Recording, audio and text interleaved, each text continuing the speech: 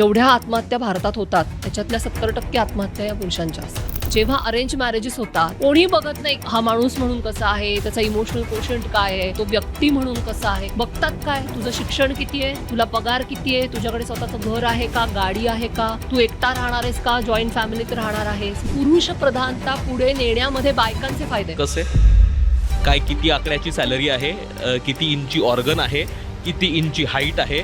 Have we come down to a point की you can measure your masculinity, आणि जर त्या मेजरमेंट्सवरती नाहीये तर तो इज नॉट अ मॅन. खमक्याच असणं गरजेचं आहे का पुरुषांनी? तुला ताण आलाय का, बस. आनंद झालाय का, बस. काही झालं तरी तू दारू प्यायला बस. हा काय पर्यायी व्यवस्था आहे काही? जितक्या बायका वर्कफोर्समध्ये गेल्यात म्हणजे घराच्या बाहेर पडल्यात तेवढे पुरुष अजून किचनमध्ये आलेले नाही आलेले. बायकांना पुरुषांना किचनमध्ये येऊ द्यायचं आहे का? एक्झॅक्टली. काय गोष्टींनी पुरुषसत्तेच्या पुरुषांना पण त्रास झाला? पुरुष प्रधान संस्कृतीचा सगळ्यात मोठा ड्रॉबॅक आहे की तुमच्याकडे चॉईस नाही. बायकांकडे खूप चॉईसेस आहेत, कपड्यांपासून सगळ्यांचे. पुरुषांना कपड्यांचे पण चॉईसेस नाही. भावनिक पुरुष हा ऍक्सेप्टेड नाही होत. भावनिक आणि पुरुष हे दोन्ही एकत्र जाणारे शब्दच वाटत नाहीत. पुरुषांना इकॉनॉमिक फेल्युअर अलाउड आहे. एखाद्या मुलीला समजा जॉब नाही लागला वयाच्या 25व्या वर्षी, चालू शकतो. पण 25व्या वर्षी एखाद्या मुलाला नाही जॉब लागला तर त्याचे आई वडील, त्याचा समाज, त्याचे मित्रमंडळी सगळे त्याला घालून पाडून बोलतात, खाली बघतात. पुढच्या 50-100 वर्षात सोसायटी म्हणून आपण कुठे असणार आहोत आणि तिथे पुरुष स्त्री कसे असणार आहेत? अनेक पुरुष 40 मध्ये रिटायरमेंटला येतात हल्ली. कुठेतरी स्वतःचा शोध तिथे सुरू होतो 40 नंतर, 50 नंतर, की मला काय आवडतं. कारण तोपर्यंत त्याला हा चॉईस नाही, हा स्कोप नाही की मला काय आवडतं, मला काय हवंय आयुष्याकडनं. हे बघायलाच वेळ नाहीये. तुला चौकट आखून दिलेली आहे, त्या चौकटीत तू जग आणि त्या चौकटीत तू मर.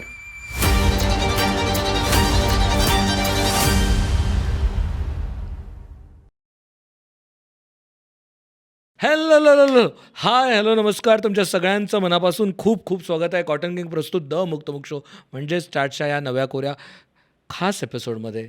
मी खास म्हणतो आहे याचं कारण म्हणजे खरं तर मेन्स मेंटल हेल्थ मंथ चालू आहे आणि आपण या विषयावरती खूप दिवस झाला आम्ही म्हणत होतो की आपण बोललं पाहिजे, बोलायचं आहे.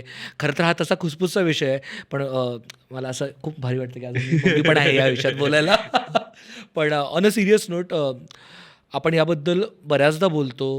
बऱ्याचदा असं आपण आजूबाजून ऐकत असतो की कोणी पुरुषांच्या मेंटल हेल्थबद्दल बोलत नाही आहे. पुरुषांची मेंटल हेल्थ काय वेगळी असते, नक्की का हा विषय जागा झाला आहे. आपण पेट्रियार्कीबद्दल बोलतो आणि त्याच्या आपण बऱ्याचदा हे बोलतो की त्याच्या विक्टीम फक्त बायका नाही आहेत तर पुरुष पण आहेत. ते कशा पद्धतीने विक्टीम आहेत, आपल्या जडणघडणीत काही गोष्टी घडल्यात ज्याच्यामुळं आपण एक्सप्रेस होत नाही. पुरुष म्हणून बऱ्याचदा आपल्याला खूप छान छान शब्द आपण ऐकतो, छान छान वाक्प्रचार ऐकतो की मर्द को दर्द नाही होता, अरे बायकांसारखं काय रडतोस. याच विषयावरती बोलायला आपल्यासोबत मुक्ता चैतन्य आहे. ती लेखिका आहे, ती जर्नलिस्ट आहे, तिचा या विषयावरती खूप अभ्यास आहे. तुझं खूप खूप स्वागत आहे Thank you. मुक्तमुखमध्ये. आपण अर्थातच तिचे बरेचसे लेख न्यूजपेपरमध्ये वाचलेले आहेत, तिला बऱ्याचशा पॉडकास्टमध्ये बघितलेलं आहे, आपल्या राऊंड टेबलमध्येही तिला ऐकलेलं आहे. तुझं खूप खूप स्वागत आहे. Thank you so much.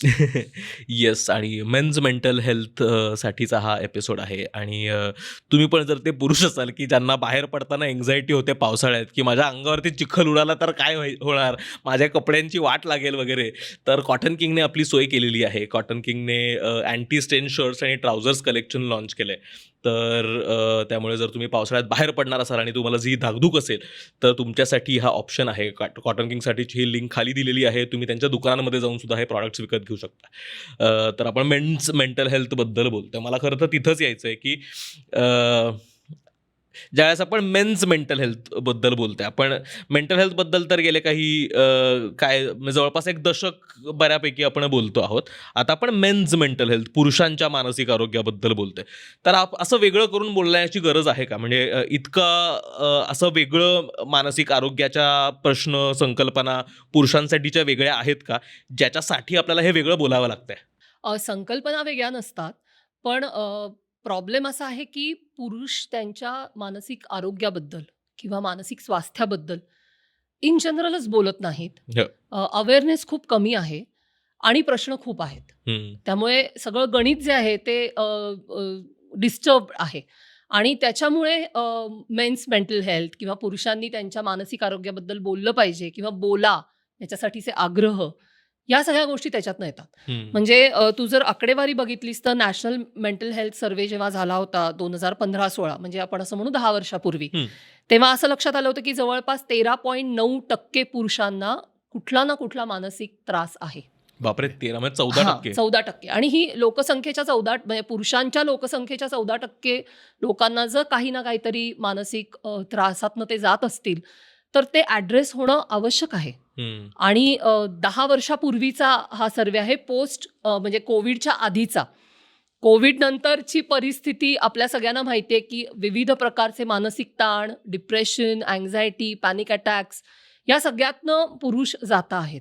त्यामुळे मला असं वाटतं की पुरुषांच्या मानसिक आरोग्याविषयी बोलण्याची कधी ना कधीतरी सुरुवात खुलेपणाने, हो. मोकळेपणाने, त्यांच्या आजूबाजूला जे काही पुरुषत्वाची लेबल्स लावलेली असतात किंवा भूमिकांची लेबल्स लावलेली असतात ती बाजूला करून एक माणूस म्हणून त्यांच्या स्वास्थ्याविषयी बोलण्याची सुरुवात होणं गरजेचं आहे. आणि म्हणून कदाचित हा महिना खूप महत्त्वाचा आहे असं मला वाटतं. हो, हो.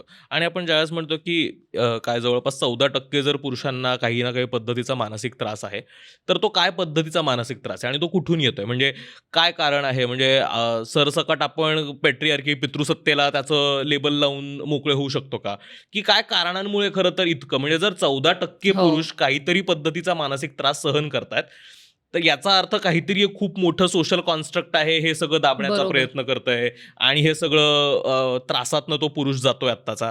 तर काय काय कारणं असू शकतात खरं तर, याचा एक बेसिक आढावा घेता मला आला. असं वाटतं ह्याच्यात 2 तुकडे करायला पाहिजेत. एक ओके. मनोविकार, ते आपण ओके. बाजूला ठेवू, की ठीक. जे मानसिक आजार जे आहेत, म्हणजे त्याच्यात डिप्रेशन म्हणजे अगदी स्क्रिझोफेनिया किंवा बायपोलर डिसऑर्डर, हे जे आजार म्हणून आहेत ते बरोबर. आपण वेगळे ठेवू.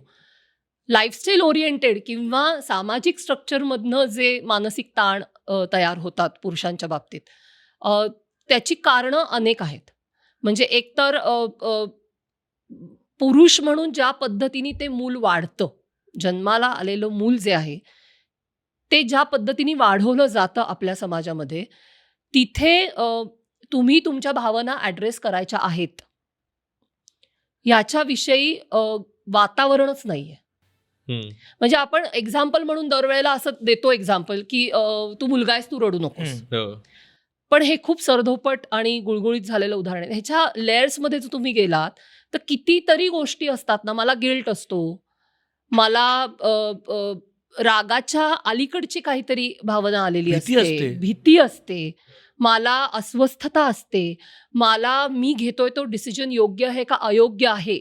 म्हणजे आपण हे गृहीत धरतो की पुरुषांनी घेतलाय ना डिसिजन म्हणजे तो बरोबर असेल. हो. पण ह्याचा विचार करतो का की साऱ्या कुटुंबासाठी तो पुरुष जेव्हा निर्णय घेत असतो तेव्हा त्याला किती अँझायटी वाटत असेल की मी घेतोय तो निर्णय योग्य आहे का नाही.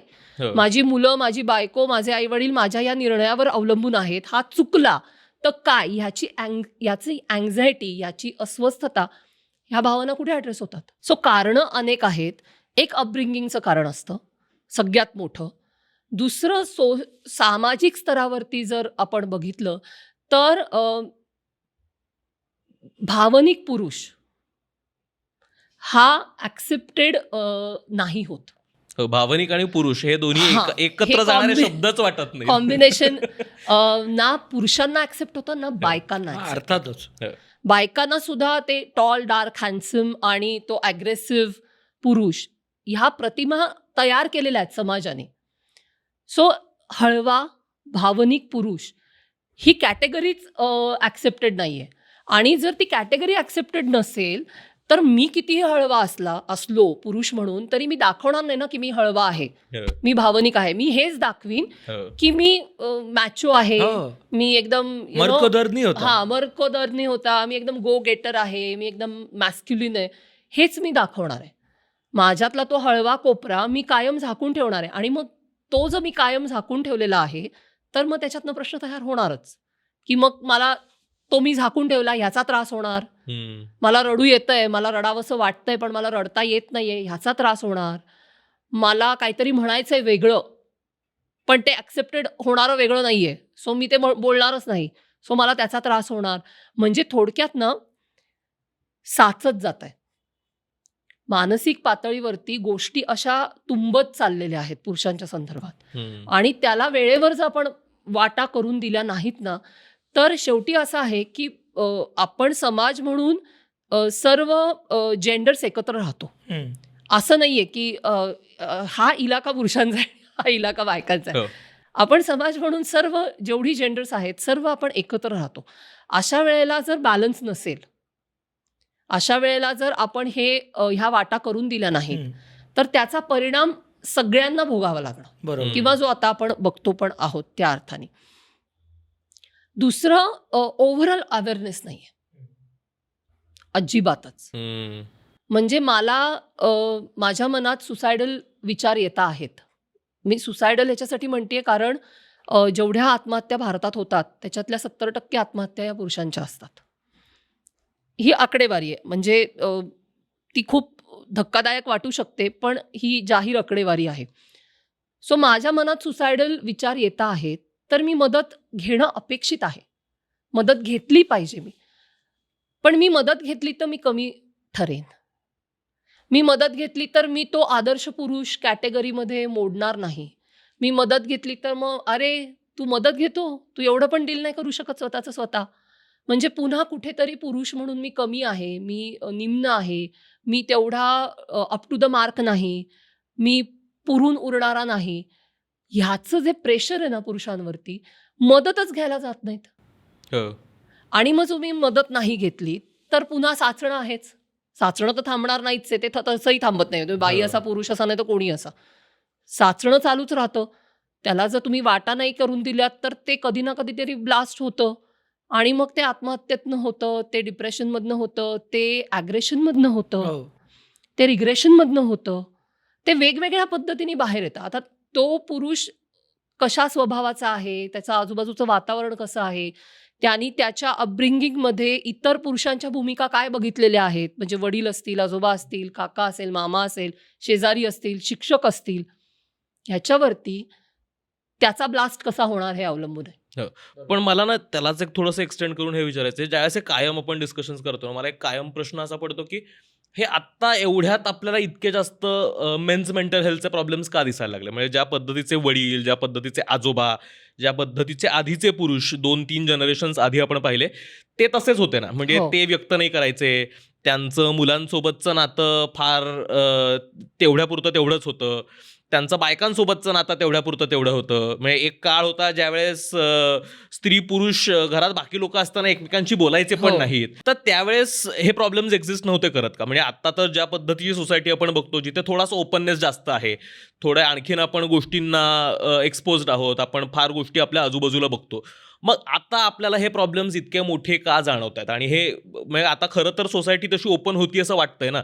आपलं असं वाटतंय की संवादाला, कॉन्व्हर्सेशनला जागा आहे, पुरुषही बोलायला लागलेत वगैरे वगैरे. पण आता हे मेंटल हेल्थचे प्रॉब्लेम्स खूप का दिसतात? ह्याचं कारण असं आहे, मला वाटतं की आता ह्याच्याबद्दल पुरुषांमध्ये पण अवेअरनेस हळूहळू, स्पीड खूप कमी आहे पण हळूहळू तयार व्हायला सुरुवात होते आहे.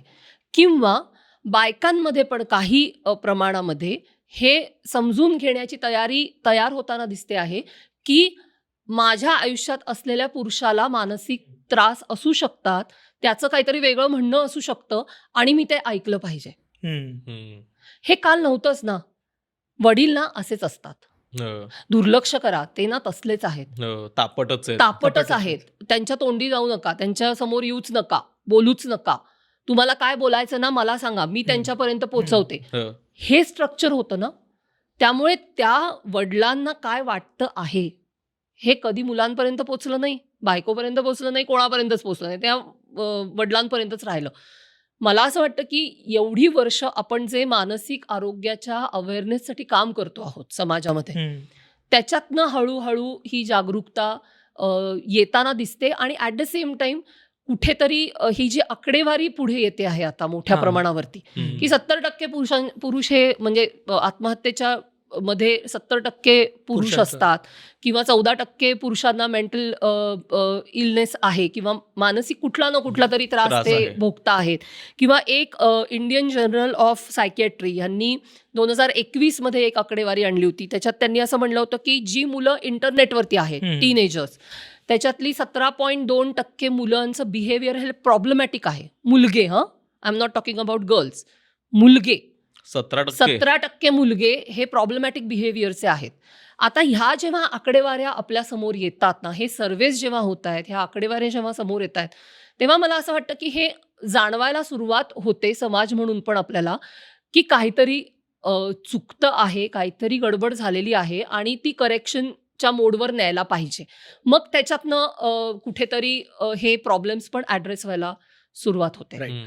मला असंही एक त्याच्यात विचारायचं आहे खरं तर, की ह्याला अजून एक कारण असू शकतं का? कारण पूर्वी जसं आपण बऱ्याचशा एपिसोडमध्ये बोललो, शिरीषांनी सांगितलं, की पूर्वी रोल्स खूप क्लिअर होते, की हो. मी जर बाप आहे, तर मला एवढं करायचं, मला अर्थार्जन करायचं आहे, मला बाकी काही करायची गरज नाही आहे. संरक्षण करायचं आहे, संपला विषय. किंवा आईची पण ड्युटी ही एवढीच होती, की मला घर सांभाळायचं आहे. आता कुठेतरी आपण जेव्हा पुरुषसत्ताक संस्थेला प्रश्न विचारतोय आणि हळूहळू त्यातनं बाहेर पडत चाललोय, तेव्हा कुठेतरी ह्या मिसअलाइनमेंटमुळं पुरुषांकडनंच्या एक्सपेक्टेशन्स वाढल्यात का? म्हणजे मी इथं सत्ता वाईटच आहे, त्यांनी पुरुषांनाही तेवढाच त्रास दिलेला आहे. पण आत्ताचे जे पुरुष आहेत त्यांना एक्सपेक्टेशन दोन्ही पण आहेत का? पूर्वीच्या पुरुषसत्ताक व्यवस्थेच्या एक्सपेक्टेशन, की मी लीडर ऑफ द फॅमिली आहे, मी अर्थार्जन करायचं आहे, मी संरक्षण करायचं आहे. त्याचबरोबर मी थोडंसं कनवाळू पण असणं एक्सपेक्टेड आहे, मी एक्सप्रेस होणं पण एक्सपेक्टेड आहे, मी मुलांना समजून घेणं पण ह्या सगळ्या गोष्टी म्हणजे कुठेतरी अलाइनमेंट म्हणजे पुरुषांना तयारच नाही केलेलं आत्ताच्या काळासाठी, पण त्यांच्याकडे एक्सपेक्टेशन्स आहेत आत्ताच्या काळाच्या. म्हणजे मी गाडीतनं उतरून जर काही कोणी आक्रमण केलं तर मी भांडायचं पण आहे आणि त्याचबरोबर मी त्याचा होमवर्क पण घ्यायचा आहे, त्याच्यासोबत मेंटल हेल्थ सांभाळून पण घ्यायची आहे, काय घरात त्रास होत आहेत हे पण समजून घेतं. हे कुठेतरी तयार नाही. म्हणजे मी यातलं कुठलंच चुकीचं नाही म्हणत आहे मी, फक्त याची तयारी नाही आहे आणि त्याच्यामुळं अवघड जातंय का? हाही मुद्दा असू शकतो का? हो, मला असं वाटतं हे दोन्ही बाजूनी प्रॉब्लेम झालेत. जेंडर रोल्स बायकांचे पण बदलले ना. म्हणजे जेंडर रोल्स हम्म. दोन्ही बाजूनी बदललेत. बाईला तू बाहेर जाऊन पण कमाव, तू सगळे व्यवहार पण बघ, तू बँकेची कामं पण कर, तू सगळी बिल्स पण भर. परत तू घरात गृहकृत्य दक्ष सून असणं अपेक्षित आहे, अगदीच. तू सणवार करणं अपेक्षित आहे. म्हणजे तू कुठे ऑफिसर लेव्हलला काम करत असलीस तरी हळदी कुंकू करणं अपेक्षित आहे. हम्म. सो हा जेंडर रोल्सचा जो गोंधळ आहे ना, हा दोन्ही बाजूनी झालेला आहे. मला हे बरोबर. इतकं इंटरेस्टिंग वाटतं कारण आपण जेंडर रोल्स बद्दल बोलताना बाईचा बदललेला रोलला इंडिपेंडन्स म्हणतो हो, आणि पुरुषाच्या बदललेला रोलला एक्सपेक्टेशन म्हणतो. बरोबर. Yes. तर तिचं आपण कसं सबलीकरण केलं म्हणून तिचा रोल करतोय. बदलला Exactly. आणि पुरुषाचा बदलला तर ते कशा अपेक्षा वाढल्या म्हणजे प्रेशर आलं. एक्झॅक्टली. बापरे. सो ऍक्च्युली जेंडर रोल्स दोन्हीकडे चेंज बदलले. होत आहेत. Absolutely. आता जेंडर रोल्स चेंज का होत आहेत याचं कारण अर्थकारण पण असतं. हां, की आता ज्या पद्धतीची महागाई आहे, Correct, ज्या correct. पद्धतीची लाईफस्टाईल लोकांना हवी असते, त्याच्यामध्ये एकट्याच्या पगारावरती जगणं इज अ डिफिकल्ट टास्क. त्यामुळे दोघांनी कमावणं अपेक्षित आहे. मग दोघांनी कमावणं म्हणजे दोघं बाहेर पडणार. दोघांनी कमावणं म्हणजे घरातली कामं वाटावी लागणार. Absolutely. Otherwise it is not possible. Correct. So हे जेंडर रोल्स हे फक्त जेंडर म्हणून चेंज होत नाहीत. ते सोसायटी म्हणून आर्थिक घटकातून चेंज होतात. आता प्रॉब्लेम काय झालेला आहे, कदाचित आवडणार नाही काही प्रेक्षकांना माझं हे म्हणणं, पण आपण बायकांवरती काम करताना पुरुष घटक आपण मागे ठेवला बरोबर. आणि हो. ते चुकलं. जर आपण असं म्हणतो की स्त्री आणि पुरुष हे पार्टनर्स आहेत आणि त्या पार्टनरशिपमधनं तो संसार चालतो, तर जसं आपण बायकांबरोबर काम करत होतो त्याच स्पीडनी आपण पुरुषांबरोबर काम करायला पाहिजे होतं, जे आपण केलं नाही. हम्म. त्यामुळे बायकांचे बदल झपाट्याने झाले, त्या मानाने पुरुषांचे बदल जे आहेत त्याचा स्पीड बायकांबरोबर मॅच होत नाहीये. Correct. आणि त्यामुळे असं वाटतं की इकडे इंडिपेंडन्स आहे आणि इकडे अपेक्षा आहेत. हम्म. ऍक्च्युली दोघांचे जेंडर रोल्स चेंज होत आहेत, हो, पण त्याचा स्पीड सारखा नाहीये. ती मिसअलाइनमेंट आहे. हा, तो स्पीड जर तुम्ही मॅच नाही करू शकलात तर मग असं एकीकडे प्रेशर येणार, स्वाभाविक आहे, एकीकडच्या एक्सपेक्टेशन्स वाढणार आणि मग तो बॅलन्स जर झाला नाही तर मग जे आता आपल्याला लग्न व्यवस्थेमध्ये दिसतं की मुलींच्या फार अपेक्षा असतात. हो, हां, किंवा मुलांनी काय फक्त घर बंगला घेतलं की त्याचं लग्न होतं वगैरे, हे जे काय सगळं होतंय ना आता, हे कारण बदलांची प्रोसेस ह्या दोन घटकांची Absolutely. समान नाही आणि ती समान राहावी ह्याच्यासाठी आपण काहीच प्रयत्न केले नाहीत. चळवळी म्हणून नाही, संस्था म्हणून नाही, समाज म्हणून नाही, कुठल्याच स्तरावर नाही. आपण फक्त बायकांना फोकस केलं. हम्म. मला प्रामाणिकपणे असं वाटतं की आता फक्त पुरुषांना फोकस करण्याची गरज आहे. अदरवाईज तो बॅलन्स येणार नाही. तो बॅलन्स जोवर येत नाही तोवर आपले प्रश्न सुटू शकणार नाहीत. आणि तो बॅलन्स कसा येईल? तो बॅलन्स काही कुठलं तुम्ही एखादं प्रोटेस्ट करून किंवा रस्त्यावरून असं नाही येणार. ते घराघरातनं तुम्हाला आपल्याला सगळ्यांना करावं लागेल की आपल्या घरातली मुलगे आपण कसे वाढवतो आहोत, त्यांच्या इमोशनल ग्रोथचा आपण विचार करतोय का, त्यांच्या मेंटल ग्रोथचा आपण विचार करतोय का त्यांना आपण फक्त एक फायनान्शियली स्टेबल पुरुष एवढंच फक्त आपलं टार्गेट आहे की तो पुढे जाऊन चांगलं शिक्षण, चांगली नोकरी, चांगला पैसा, चांगलं घर, गाडी, बायको, विषय संपला. ह्याच्या पलीकडे जाऊन मला माझ्या पोटी जन्माला आलेल्या मुलग्याचा मी विचार करणार आहे का, हा प्रश्न ज्या दिवशी पालकांना पडेल आणि त्या दृष्टीने ते विचार करायला सुरुवात होतील तेव्हा तो बदल सुरू होईल. पुरुषांच्या सबलीकरणाची नितांत गरज आहे. नितांत गरज आहे. आणि मी तुला एक किस्सा सांगते. सबलीकरण हा शब्द जे पूर्वग्रह असणारे स्त्री पुरुष असतात की नाही त्यांना आवडत नाही बरं पुरुषांच्या बाबतीत वापरलेला. सबलीकरण हा शब्द बायकांना सूट होतो, तो पुरुषांना सूट होत नाही. याचा मला स्वतःचा अनुभव आहे. मी एक लेख लिहिला होता आणि जो पुरुषांच्या आर्थिक सबलीकरणाच्या विषयी होता. आणि सगळा लेख बीक झाला, सगळं झालं आणि शेवटी मी असं म्हटलं होतं की ह्या सगळ्या कामाच्या प्रयत्नातून एका अर्थाने पुरुषांचं सबलीकरण होतं आहे. तर आमचे जे संपादक होते पुरुष होते ते, आणि त्यांना तो शब्द आवडला नाही आणि त्यांनी अख्खा लेख माझा छापला. पण त्यांनी सांगितलं की पुरुषांना सबलीकरणाची गरज नसते, असं काही नसतं, असं म्हणून त्यांनी ते वाक्य कापून टाकलं. सो हे जे पूर्वग्रह आहेत ना की पुरुषाला सबलीकरणाची गरज नसते, पुरुषाला पुनर्वसनाची गरज नसते, आम्ही काय अबला आहोत का तुम्ही, हां एक्झॅक्टली. सो ते काय परिपूर्ण असतात. ही जी चौकट आहे ना, ही चौकट बायकांच्या पेक्षा पुरुषांना जास्त घातक आहे. आणि मला तर कधी कधी असं वाटतं की पुरुषांनी हे समजून घ्यावं की तुम्ही जितके चटकन याच्यातनं बाहेर पडाल तितके तुम्ही स्वतंत्र व्हाल, खऱ्या अर्थाने तुम्ही मोकळे व्हाल. ते जे चौकटीतलं बर्डन आहे ना, ते बर्डन मग तुम्हाला अनेक ठिकाणी घेऊन जातं ना. मग तुम्हाला सबस्टन्स ॲडिक्शनमध्ये घेऊन जातं, आता इंटरनेट ॲडिक्शनमध्ये घेऊन जातं, मग ते तुम्हाला विविध प्रकारच्या डिपेंडन्सीजमध्ये घेऊन जातं. कारण ते जे मनावर आलेलं दडपण आहे ते तुम्ही काढणार कसं? तुम्ही बोलायचं नाही आहे, तुम्ही रडायचं नाही आहे, तुम्ही व्यक्त व्हायचं नाही आहे, तुम्ही काउन्सिलरकडे जाणं अपेक्षित नाही आहे. तिथे गेलात तर अरे बापरे वेड लागलं ह्याला, अजूनही हे आपल्याकडे चालू आहे. मग ते तुम्ही मोकळं करणार कसं? कुठून तरी ती चौकट मोडणं ही मला असं वाटतं की आपल्या समाजातल्या पुरुषांची प्रायोरिटी आत्ताच्या घडीला असणं गरजेचं आहे. अदरवाईज कॉन्सिक्वेन्सेस जे आहेत, जे आता आपल्याला दिसत आहेत, ते सोसण्यासाठी तरी आपण तयार आहोत का? मला याबद्दल चौकटीबद्दलच एक विचारायचं आहे की आपण मगाशी बोलता बोलता पुरुष सत्तेची चौकट आणि त्याच्या मुलांवरती होणार किंवा पुरुषांवरती येणारे आघाताबद्दल बोललो. काय गोष्टींनी पुरुष सत्तेच्या पुरुषांना पण त्रास झालाय हे आपण थोडं स्पष्ट करूया. कारण का ह्याच्याबद्दल बऱ्याचदा हो, फक्त वरवर बोललं जातं, पण एक्झॅक्टली त्याचा पुरुषांवरती काय परिणाम होतोय हे रेकग्नाइजच नाही हो, होत कारण आहे. आपण फक्त पुरुष सत्ताक पद्धतीनं पुरुषांना काय बेनिफिट्स दिले याच्याबद्दल बोलतो, खूप बोलतो. की कसं त्याच्या हातात सत्ता आली, कसं त्याला सगळं गोष्टी कंट्रोल करता आल्या आणि त्याला त्याच्या पद्धतीनं नरेटिव्ह सेट करता आले आणि बाकी लोकांना दाबून ठेवता आलं. याच्याबद्दल आपण कायम बोलतो खूपच आणि जे त्या बोललोय. पद्धतीनं आहेच, म्हणजे ते डिनाय करून चालणार नाही. पण त्याच्या ड्रॉबॅक्स बद्दल आपण फार चर्चा नाही करत, तर ते कोणते असू शकतील?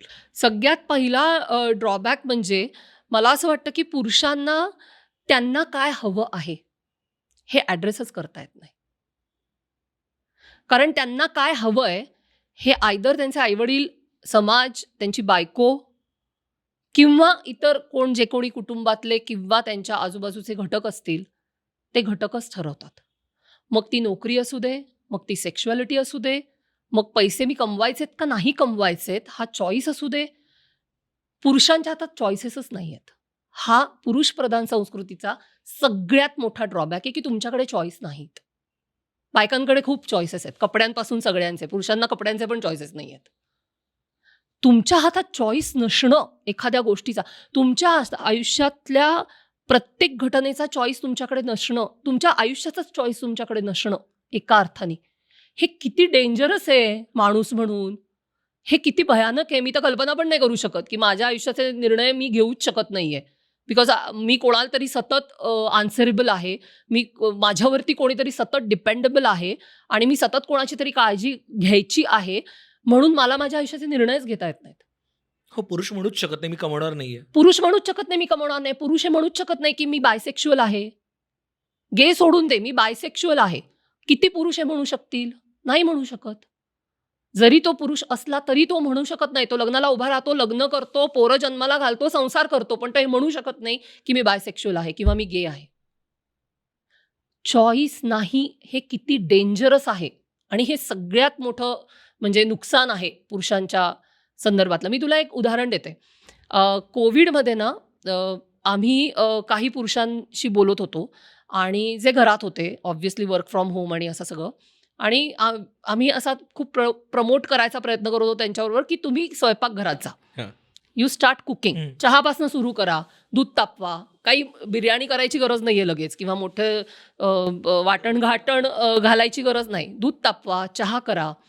आणि मी तुला सांगते, खूप पुरुषांनी ते केलं, खूप पुरुषांनी केलं आणि तेव्हाचे जे रिझल्ट्स होते ना, मानसिक ताण सहन करण्याचे, त्या किती पुरुषांनी आम्हाला सांगितलं की आमचा स्ट्रेस गेला, आम्ही स्वयंपाकघरात गेल्यावर रिलॅक्स झालो, आमच्या हे लक्षात आलं की दारूला स्वयंपाक हा पर्याय असू शकतो, की मला स्ट्रेस आलाय तर दारू प्यायची गरज नाही, मी एखादी उसळ जरी केली, एखादी खिचडी जरी केली तरी तो जो वेळ आहे तो ते काय अर्धा तास असतो, त्याच्यात माझा तो स्ट्रेस जाऊ शकतो. हो. पर्याय आहेत का दिलेले? पुरुष सत्ताक व्यवस्थेने पुरुषांना पर्याय पण दिले नाहीयेत. चॉईसेस तर दिले नाहीच आहेत, पर्यायी व्यवस्था पण दिलेली नाहीयेत ना रे. तुला ताण आलाय का? बस. आनंद झालाय का? बस. दुःख झालाय का? बस. काही झालं तरी तू दारू प्यायला बस. हा काय पर्यायी व्यवस्था आहे काही? सप्रेशन येते फक्त. एक्झॅक्टली. सो पुरुषांकडे चॉईसेस नाहीत, पुरुषांकडे पर्यायी व्यवस्था नाहीत. याच्या इतकं दुर्दैवी काय असू शकतं? आणि एक्सप्रेस केलं तर बायला होतो. एक्सप्रेशन हा तर सोडूनच दे विषय. म्हणजे एक्सप्रेशन तर नो वेअर आहे की तुम्ही एक्सप्रेस करू शकत नाही, तुम्ही व्यक्त होणं अपेक्षित नाही. आणि सगळ्यात मोठा मला जो ड्रॉबॅक वाटतो तो की तुम्हाला सतत एक स्टान्स घेऊन जगावं लागतं. सतत एक कॅरेक्टर प्ले सतत करायचं. एक कॅरेक्टर प्ले करायचं. हो.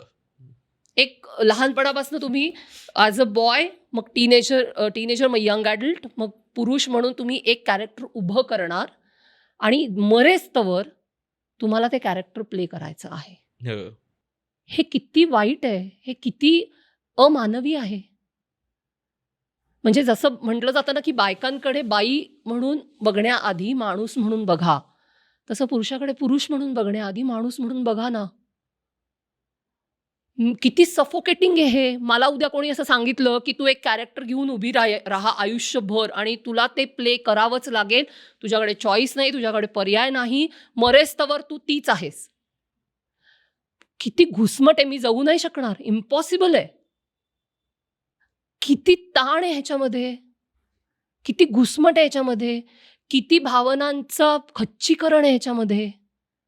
व्यक्ती म्हणून मी कोण आहे याचा शोधच घ्यायला मला स्कोप नाहीये.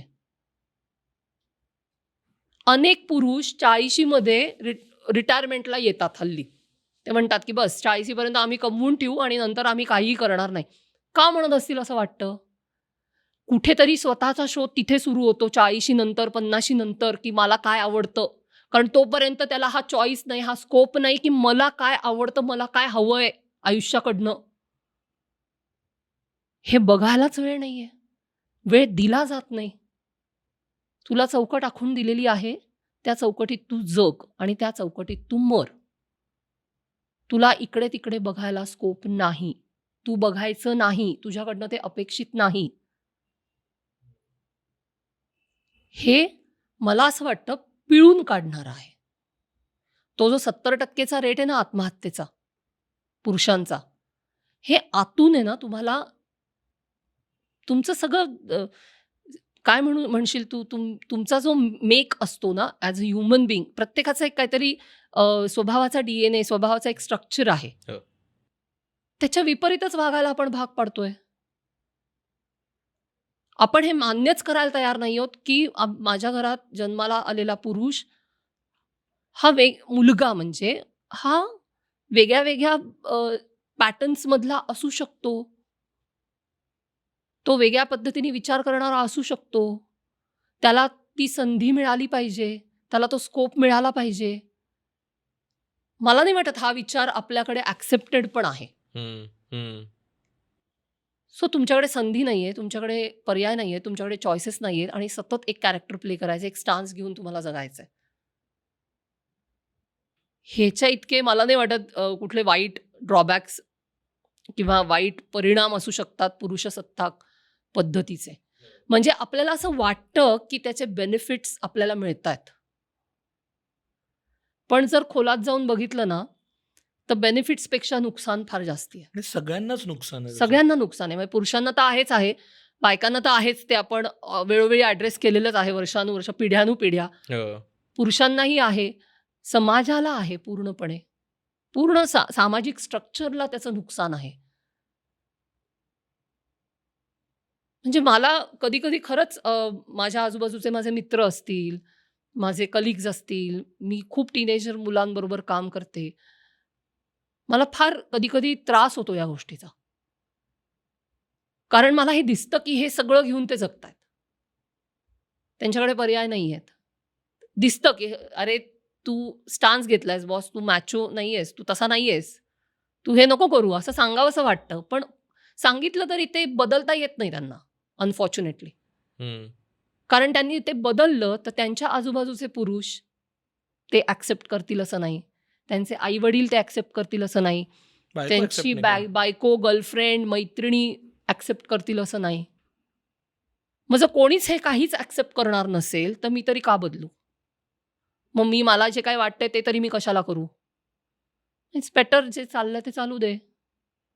नाही दुष्परिणाम आहेत, पण निदान प्रिव्हिलेजेस आहेत. सो त्या प्रिव्हिलेजेसवरती आपण रन करू, जगू. ही चौकट ना मला खूप पुरुषांमध्ये दिसते. आणि ती मला असं वाटतं की खूप डिस्टर्बिंग आहे. आणि हे म्हणजे काय घरापासून ते सोसायटी लेवलपर्यंत आपण सगळीकडे बघतोच ना. म्हणजे काय समजा एखादा एक्सप्रेसिव्ह पुरुष आहे, तर त्याला ज्या पद्धतीनं काय घरात वागणूक एक्झॅक्टली. मिळते, ही इज अ सेकंडरी पुरुष घरातला. करिअर चॉईसेसच्या बाबतीत म्हणजे एखादा फायनान्समध्ये आणि कॉमर्समध्ये असलेला किंवा टेक्नॉलॉजीमध्ये असलेला पुरुष आणि आर्टमध्ये कुणीतरी गेलेला एक बरोबर. पुरुष बघा. म्हणजे किंवा कुणीतरी एक डान्सर बनलाय, कुणीतरी पेंटर बनलाय, त्याच्याकडे आपण इनफ पुरुष म्हणून बघतो का? एक्झॅक्टली. किंवा त्याच्या त्या सगळ्याच करिअरच्या चॉईसेस म्हणजे त्याने जर व्यवस्थित वेळेत लग्न केलं, त्याने काय सोसायटीला अपेक्षित अशी वेळेत मुलं जन्माला घातली, काय घरच्यांची काळजी घेतली, तर तो आदर्श पुरुष. आणि हे सगळं सोडून जर त्याने त्याचा काहीतरी मार्ग पत्करला, त्याने त्याचं आयुष्य जगण्याचा प्रयत्न केला, की कसा हा रिबेल आहे आणि कसा हा सोसायटीचा आणि कुटुंबाचा भाग नाही, त्याला काही किंवा घरच्यांची घेणं देणं नाही, विचार करत नाही किंवा कोणाचा. त्याने काही वेगळी सेक्शुअलिटी एक्सेप्ट केली स्वतःची सोसायटीच्या ते तर सोडूनच पलीकडे दे. जाऊन, तर मग तो परत वेगळाच आहे. मला असं वाटतं की आपण परत फक्त त्या पुरुषत्वाच्या त्या पेट्रियार्कीमधनं मिळणाऱ्या पॉवरबद्दलच बोलतो. म्हणजे आपण ते कदाचित त्या पॉवरला ना त्या गाजरासारखं बघतो, की ते हां. तुम्हाला ते गाजर दाखवलंय की पुरुष म्हणून तुमच्याकडे ते पॉवर आहे, सत्ता केंद्र एक्झॅक्टली. आहे. आणि त्याच्या मुळे तुमच्यावरती ज्या सगळ्या एक्सपेक्टेशन, ज्या सगळ्या गोष्टी लादल्यात त्या तुम्ही एक्सेप्ट करताय. हे जर पुरुषांना जाणवत असेल, म्हणजे त्यांनाही जाणवतंय ना की त्यांची घुसमट होतीये, त्यांनाही जाणवतंय की प्रेशर आहे गोष्टींचं. कदाचित हेही जाणवतंय की मला व्यक्त व्हायचं तर मला दारूचा आधार घेतल्याशिवाय मला व्यक्त होता पर्यायच येत नाही. नाहीये. तर फक्त ती सत्ता माझ्या हातातनं जाईल ही भीती आहे का कुठेतरी, की ज्यावेळेस कारण अल्टिमेटली ती सत्ता तर उपभोगता येतेच आहे ना. म्हणजे आणि मी ती जन्मानी मिळते. हां, म्हणजे मी कुठल्याही खोलीत गेलो आणि मी काही पुरुष असो, मग मी तो किती कमवणारा आहे, मग मी कुठल्या सोशो इकॉनॉमिक क्लासचा आहे, मी फक्त पुरुष आहे हो. म्हणून माझं त्या खोलीतलं स्टँडिंग वाढतं. हे आपण सगळीचकडे बघतो, कुठल्याही जगातल्या खोलीत हो. आपण एंटर अगदी, केलं अगदी. तरीही. तर ती सत्ता आहेच ना, नाही म्हटलं तरी. तर ती सत्ता घालवण्याची भीती आहे का ती हो, पुरुषांना? असतेच. कारण ते सत्ता मिळवण्यासाठी काहीच कष्ट नाही आहेत ना केलेले. ती सत्ता जन्माने मिळालेली आहे. हं. ती सत्ता कमावण्यासाठी ना कष्ट केलेले आहेत, ना त्याच्यासाठी काही तुम्हाला एफर्ट्स, वेगळ्या पद्धतीचे एफर्ट्स घ्यायला लागलेले आहेत, ना ती सत्ता कमावण्यासाठी तुम्हाला कोणाशी लढावं लागलेलं आहे. कुठलाच संघर्ष न करता जेव्हा तुम्हाला एखादी सत्ता मिळते, एखादं प्रिव्हिलेज मिळतं, ते प्रिव्हिलेज माणूस का सोडेल? पण असंही नाही असू सोडत. शकतं ना, की बऱ्याच पुरुषांना हे माहिती पण नाही, की ही सत्ता सोडू शकतो आपण. हो, 2 गोष्टी आहेत. बऱ्याच पुरुषांना हे माहिती नसतं, की ही सत्ता सोडता येते. पण ती सत्ता सोडणं हा स्ट्रगल आहे. हां, ॲब्सोल्युटली म्हणजे म्हणजे ते सहजासहजी होत सोपं नाही. नाहीच आहे एक ते. त्याच्याबरोबर एक संघर्षाचा पूर्ण प्रवास तुम्हाला करायला लागतो. हे एक माहिती नसतं आणि दुसरं हे ॲक्सेप्टेड नसतं, की आपण प्रिव्हिलेज्ड आहोत. हं. की जन्मापासून पुरुष म्हणून जन्माला आल्याचे जे बेनिफिट्स आहेत, ते तुम्हाला बाय डिफॉल्ट मिळालेले आहेत, हे मान्य करायची तयारी नसते. त्यामुळे असं काही नाहीये, बायका पण आता सगळ्या संध्या आहेत की बायकांना. आम्ही आमच्या घरातल्या बायकांना करू देतो काम. अरे तू करू कोण देतो. करू देणार? तुझा काय संबंध? तिने काम करायचं का नाही हा तिचा चॉईस आहे. पण हे ॲक्सेप्ट नसल्यामुळे मग असं सगळं येतं. आमच्या घरातल्या बायकांनी चालतं ना रात्री 10 वाजेस्तोवर पण बाहेर गेलेलं. तू कोण सांगणार तिने बाहेर जायचं का नाही? पण हे अशा पद्धतीने बघितलं जात नाही कारण इनहेरिटंट जे तुम्हाला प्रिव्हिलेज मिळालेला आहे, तो तुमचा राईट आहे आणि तुम्ही ते कोणाला तरी स्वातंत्र्य बहाल करता आहात. ह्या झोनमध्ये पुरुष अनेकदा असतात. अपब्रिंगिंगचं पण मगाशी बोलत होतो ह्याच्यातनं कारण हे अपब्रिंगिंगमधनंच हो. येणाऱ्या गोष्टी आहेत. म्हणजे आपण करिअर्सबद्दल बोललो मगाशी त्याच्यात पुरुषांनी हिप-हॉप केलं तर चालतं. हो. पण पुरुषांनी कथ्थक आणि नाही भरतनाट्यम केलं तर मग चालत. तो अवघड होतो.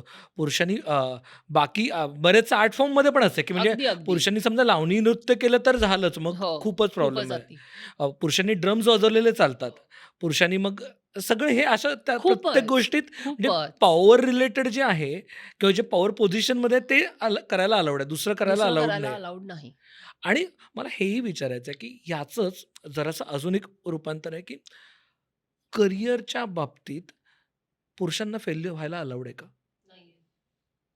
कारण बऱ्याचशा म्हणजे सुसाईड्स आणि आपण ह्याच्याबद्दल बोलतोय. आपण डिव्होर्स वगैरे ह्याच्यावरती पुढे जाऊच. पण पुरुषांना इकॉनॉमिक फेल्युअर अलाउड आहे का? कारण बऱ्याचदा एखाद्या स्त्रीला म्हणजे हे फॉर्च्युनेट अनफॉर्च्युनेट नाहीये.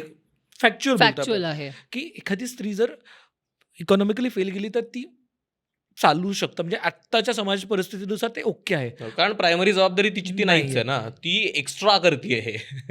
नवऱ्याला मदत एखाद्या मुलीला समजा जॉब नाही लागला वयाच्या 25व्या वर्षी तर इट इज चालू ओके. शकतं. पण 25व्या वर्षी एखाद्या मुलाला नाही जॉब लागला तर त्याचे आई-वडील, त्याचा समाज, त्याचे मित्रमंडळी सगळे त्याला घालून पाडून बोलतात, खाली बघतात. त्याला चॉईस नाही. पैसे कमावणं ही पुरुषाची काय म्हणू आपण त्याला त्याच्या टिकमार्क ॲक्टिव्हिटीजमधली सर्वप्रथम ॲक्टिव्हिटी आहे. त्यांनी पैसे कमावणंच लागतं. हे आपण तयार केलेलं कंपल्शन आहे समाजाने. आपण हे मान्यच करायला तयार नाही, की एखाद्या कपलमध्ये ती बाई मिळवते उत्तम पैसे आणि नवरा म्हणला, की मला ना मुळातच एवढं धावपळ हां. करून आणि करिअरिस्ट माइंडेड मी नाहीये. So I will take care. मी घर सांभाळतो. तू पैसे कमाव. म्हणजे संसारासाठी हां. कोणीतरी एक जण पैसे कमवा आणि कोणीतरी एक जण घर सांभाळ. असं जर सिच्युएशन असेल, तर हा विचारच केला जात नाही. हा ॲक्सेप्टेडच नाहीये विचार. त्यामुळे पुरुषांनी पैसे कमावणे ही त्याची मूलभूत भूमिका किंवा मूलभूत त्याचं काम आहे.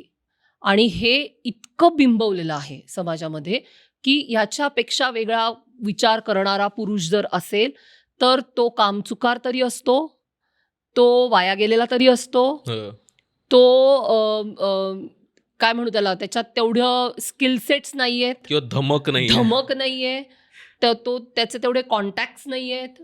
ही सगळी लेबलं लागतात त्या Failed पुरुषाला. पुरुष आहे. फेल Failed पुरुष आहे. पुरुष त्यांनी आहे. सॅबॅटिकल घेतलं तर फेल फेल म्हणजे आपण मराठी सिनेमांमध्ये पण मी नाव नाही घेणार कुठल्या सिनेमाचं, पण मराठी सिनेमांमध्ये पण एखाद्या पुरुषाने सबॅटिकल घेतली आणि जर त्या घरातली स्त्री घर सांभाळतीये तर त्या पुरुषाला विलनच दाखवलं जातं. आळशी एक्झॅक्टली दाखवलं जातं. आळशी दाखवलं जातं.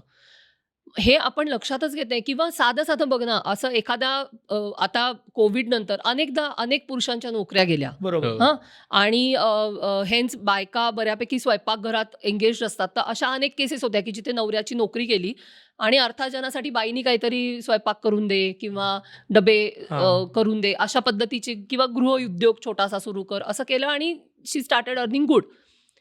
तर लगेच लोक कसं म्हणतात नाही बायकोच्या जीवावर जगतो. हो. का बाई नाही पुरुषाच्या जीवावर जगत? ती इतके वर्षानुवर्ष पिढ्यानुपिढ्या पुरुषाच्या जीवावर जगते, ते तुम्हाला ॲक्सेप्टेबल आहे. पण विपरीत परिस्थितीमध्ये लगेच पुरुषाला तुम्ही लेबल लावता, की बाईच्या जीवावर जगतो, बायकोच्या जीवावर जगतो, आईच्या जीवावर जगतो. कारण त्यानं पैसे कमावले पाहिजेत, ही बेसलाईन आहे. त्याला चॉईस दिलेला नाही. मी मगाशी जसं म्हटलं, सगळ्यात मोठा ड्रॉबॅक चॉईसच नाही तुमच्याकडे. किती वाईट आहे हे. माझ्याकडे चॉईसच नाहीये. I have to do it. मग तुला ते आवडो, न आवडो, त्याचा ताण तुझ्यावर येवो, तुला काहीतरी वेगळं आवडतंय, पण तुला हे काम करावं लागतंय. काही का असेना, तू काम कर, पैसे कमाव, घरात पैसे आण. म्हणजे मला अशी कपल्स माहिती आहेत, की जिथे दोघंही नवरा-बायको साधारण सारखे पगार घेतात, उत्तम पगार घेतात, पण घरखर्च नवऱ्याने करायचा. बाईचे पैसे हे तिचे पैसे आहेत. पुरुषाचे पैसे हे कुटुंबाचे पैसे आहेत. का? तुम्ही दोघं सारखे पैसे कमवता ना, मग घराचा जो काही खर्च आहे, तो तुम्ही निम्मा-निम्मा करू नाही शकत? पण तसं नसतं. बाईचे पैसे हे तिचे पैसे असतात, पुरुषाचे पैसे हे कुटुंबाचे पैसे असतात. आणि बायका म्हणजे हे राबवतात बरं, की नाही ते माझे पैसे आहेत. ते कुटुंबाचे नाहीयेत. हे कंपल्शन नाहीये का? हा चॉईस नसण्याचा भाग आहे. इव्हन इन्कम जेव्हा 2 इन्कम असतात तेव्हा म्हणजे मी आता हे पर्सनलच आहे, की एका पॉइंटला माझी बायको माझ्यापेक्षा खूप जास्त कमवत होती. आणि हे आम्हाला माहिती होतं कारण का अर्थात तिचं एज्युकेशन वाईज हे आहे तर. पण ह्याचं मलाच प्रेशर येतं. तर शी वॉज ॲब्सोल्युटली होती म्हटली, की "काहीच टेन्शन नाही. तू एक वेगळा करिअरचा पाथ निवडलास. तुला वेळ लागणार आहे. It is absolutely fine." पण मला पुरुष म्हणून मला ह्याचा त्रास नव्हता होत. मला कुठेतरी दडपण होत होतं. कुठेतरी मला कमतरतेची भावना येत होती. आणि त्यातनं मी काही 1-2 पावलं उचलली. त्याचा मला इतका त्रास झाला मेंटल हेल्थ वाईज. आणि मला असं झालं, की ती म्हटली, "शार्दूल इट्स ओके. आपण आहोत नॉर्मल. काहीच प्रॉब्लेम नाहीये. तू कमवू शकतोस आणि तू वेळ घे. काही प्रॉब्लेम नाही. एक स्टेबल आहे ना." पण आय एम शुअर की प्रत्येक घरात नाही नाही, होत असणार नाही आहे. होत. खूप अवघड असणार नाही आहे. होत. कारण का आई होऊ देत नाही. हो, आया सासू ओरडतात. होऊ देत नाही. म्हणजे बायकोच फक्त दरवेळेला टॉन्टिंग करेल किंवा टोचून बोलेल असं नाहीये. त्या पुरुषाच्या नजीकच्या ज्या बायका असतात, आई आणि सासू, त्यांना पण प्रॉब्लेम असतो ना. आईला वाटत असतं, काय माझा मुलगा काहीच कमवत नाही. काहीच घरात कमी आणत कमवतोय नाही. तरी प्रॉब्लेम म्हणजे हां, म्हणजे आयदर कमी कमावतोय किंवा कमवत नाहीये. सासूला वाटत असं, काय माझी मुलगीच सगळं करतीये. हा नुसता बसलेला असतो घरामध्ये. ह्याचा काय उपयोग आहे का? सो तुम्ही अल्टिमेटली परत तिथेच येतो आपण, की त्या पुरुषानी कमावणंच पाहिजे. त्यानी पैसे घरी आणलेच पाहिजे. तो ब्रेड विनर आहे.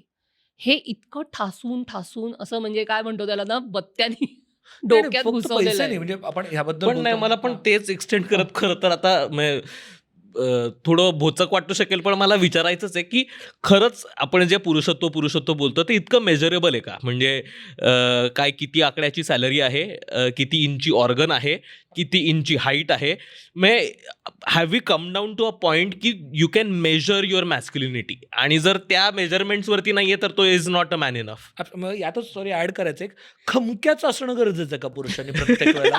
कारण एखाद्या घरात बाई खमकी असेल आणि तिने सगळं म्हणजे बऱ्याचदा प्लंबर आला, काय कोणी आला तर पुरुषांनी करायचं असं. पण जिथं बाई हँडल करते तिथं हा काय बायला हा बसतो सगळं तीच बघते.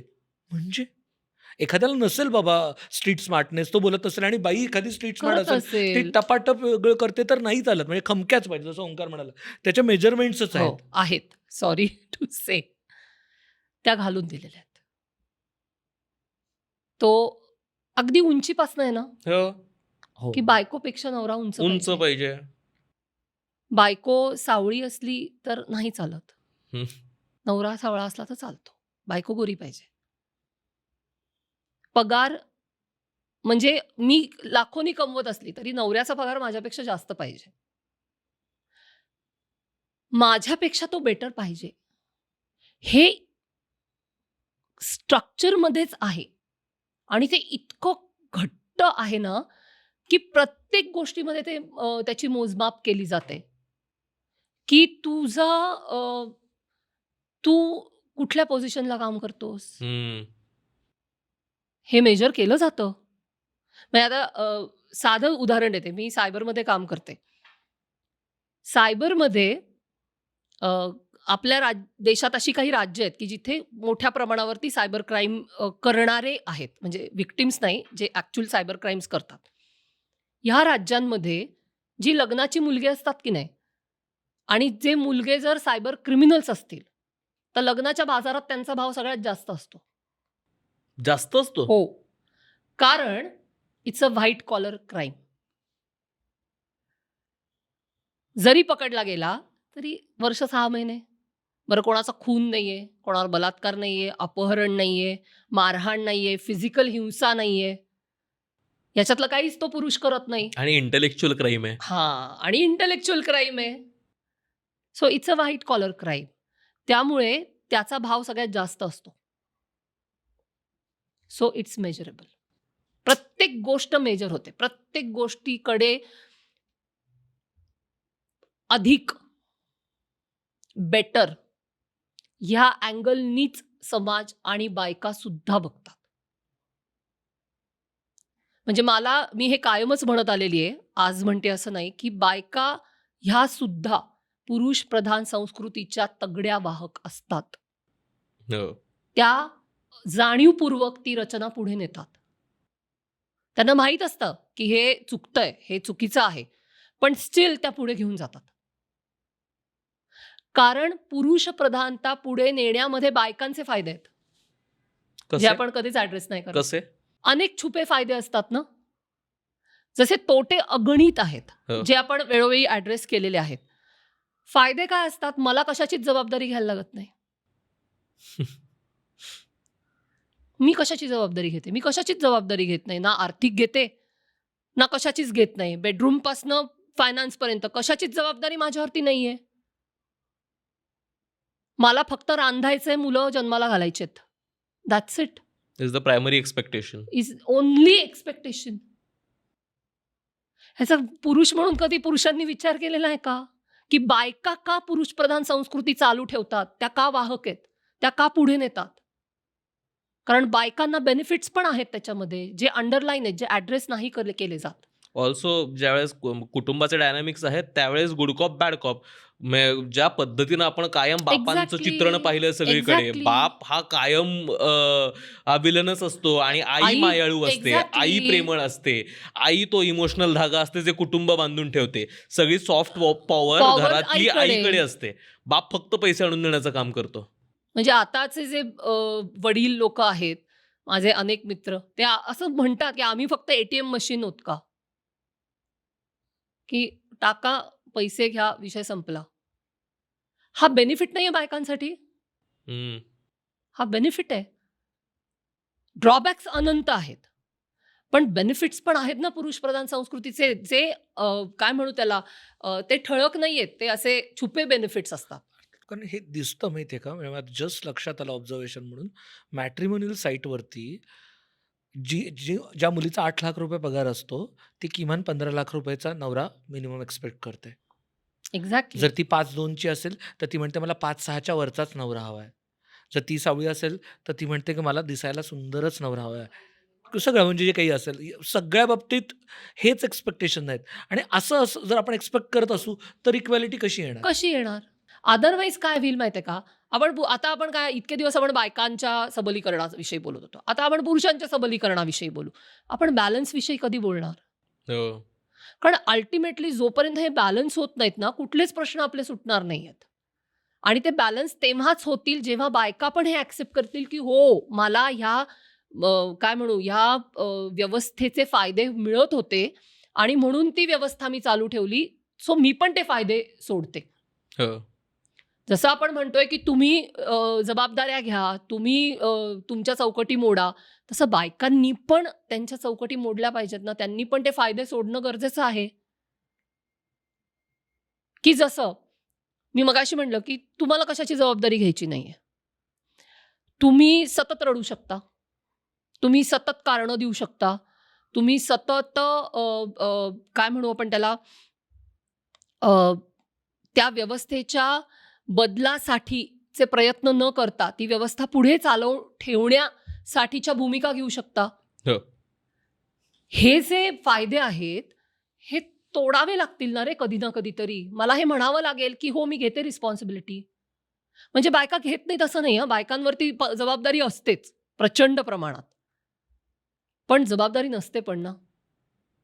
हो, मला खरं तर म्हणजे शिरीषा आमचं एक वाक्य खूप आवडतं, की जितक्या बायका वर्कफोर्समध्ये गेल्यात, म्हणजे घराच्या बाहेर पडल्यात, तेवढे पुरुष अजून किचनमध्ये आलेले नाहीत. नाही आलेले. पण मला उलट त्याला असा एक प्रतिप्रश्न विचारावासा कायम वाटतो, की बायकांना पुरुषांना किचनमध्ये येऊ द्यायचं द्यायचं आहे आहे का? का? एक्झॅक्टली. कारण मलाही माहिती आहे ना, की मला चहा बनवता येतो, मला स्वयंपाक करता येतो, पण मी घरी असताना माझी आई मला ते करू देते का मोकळेपणानं?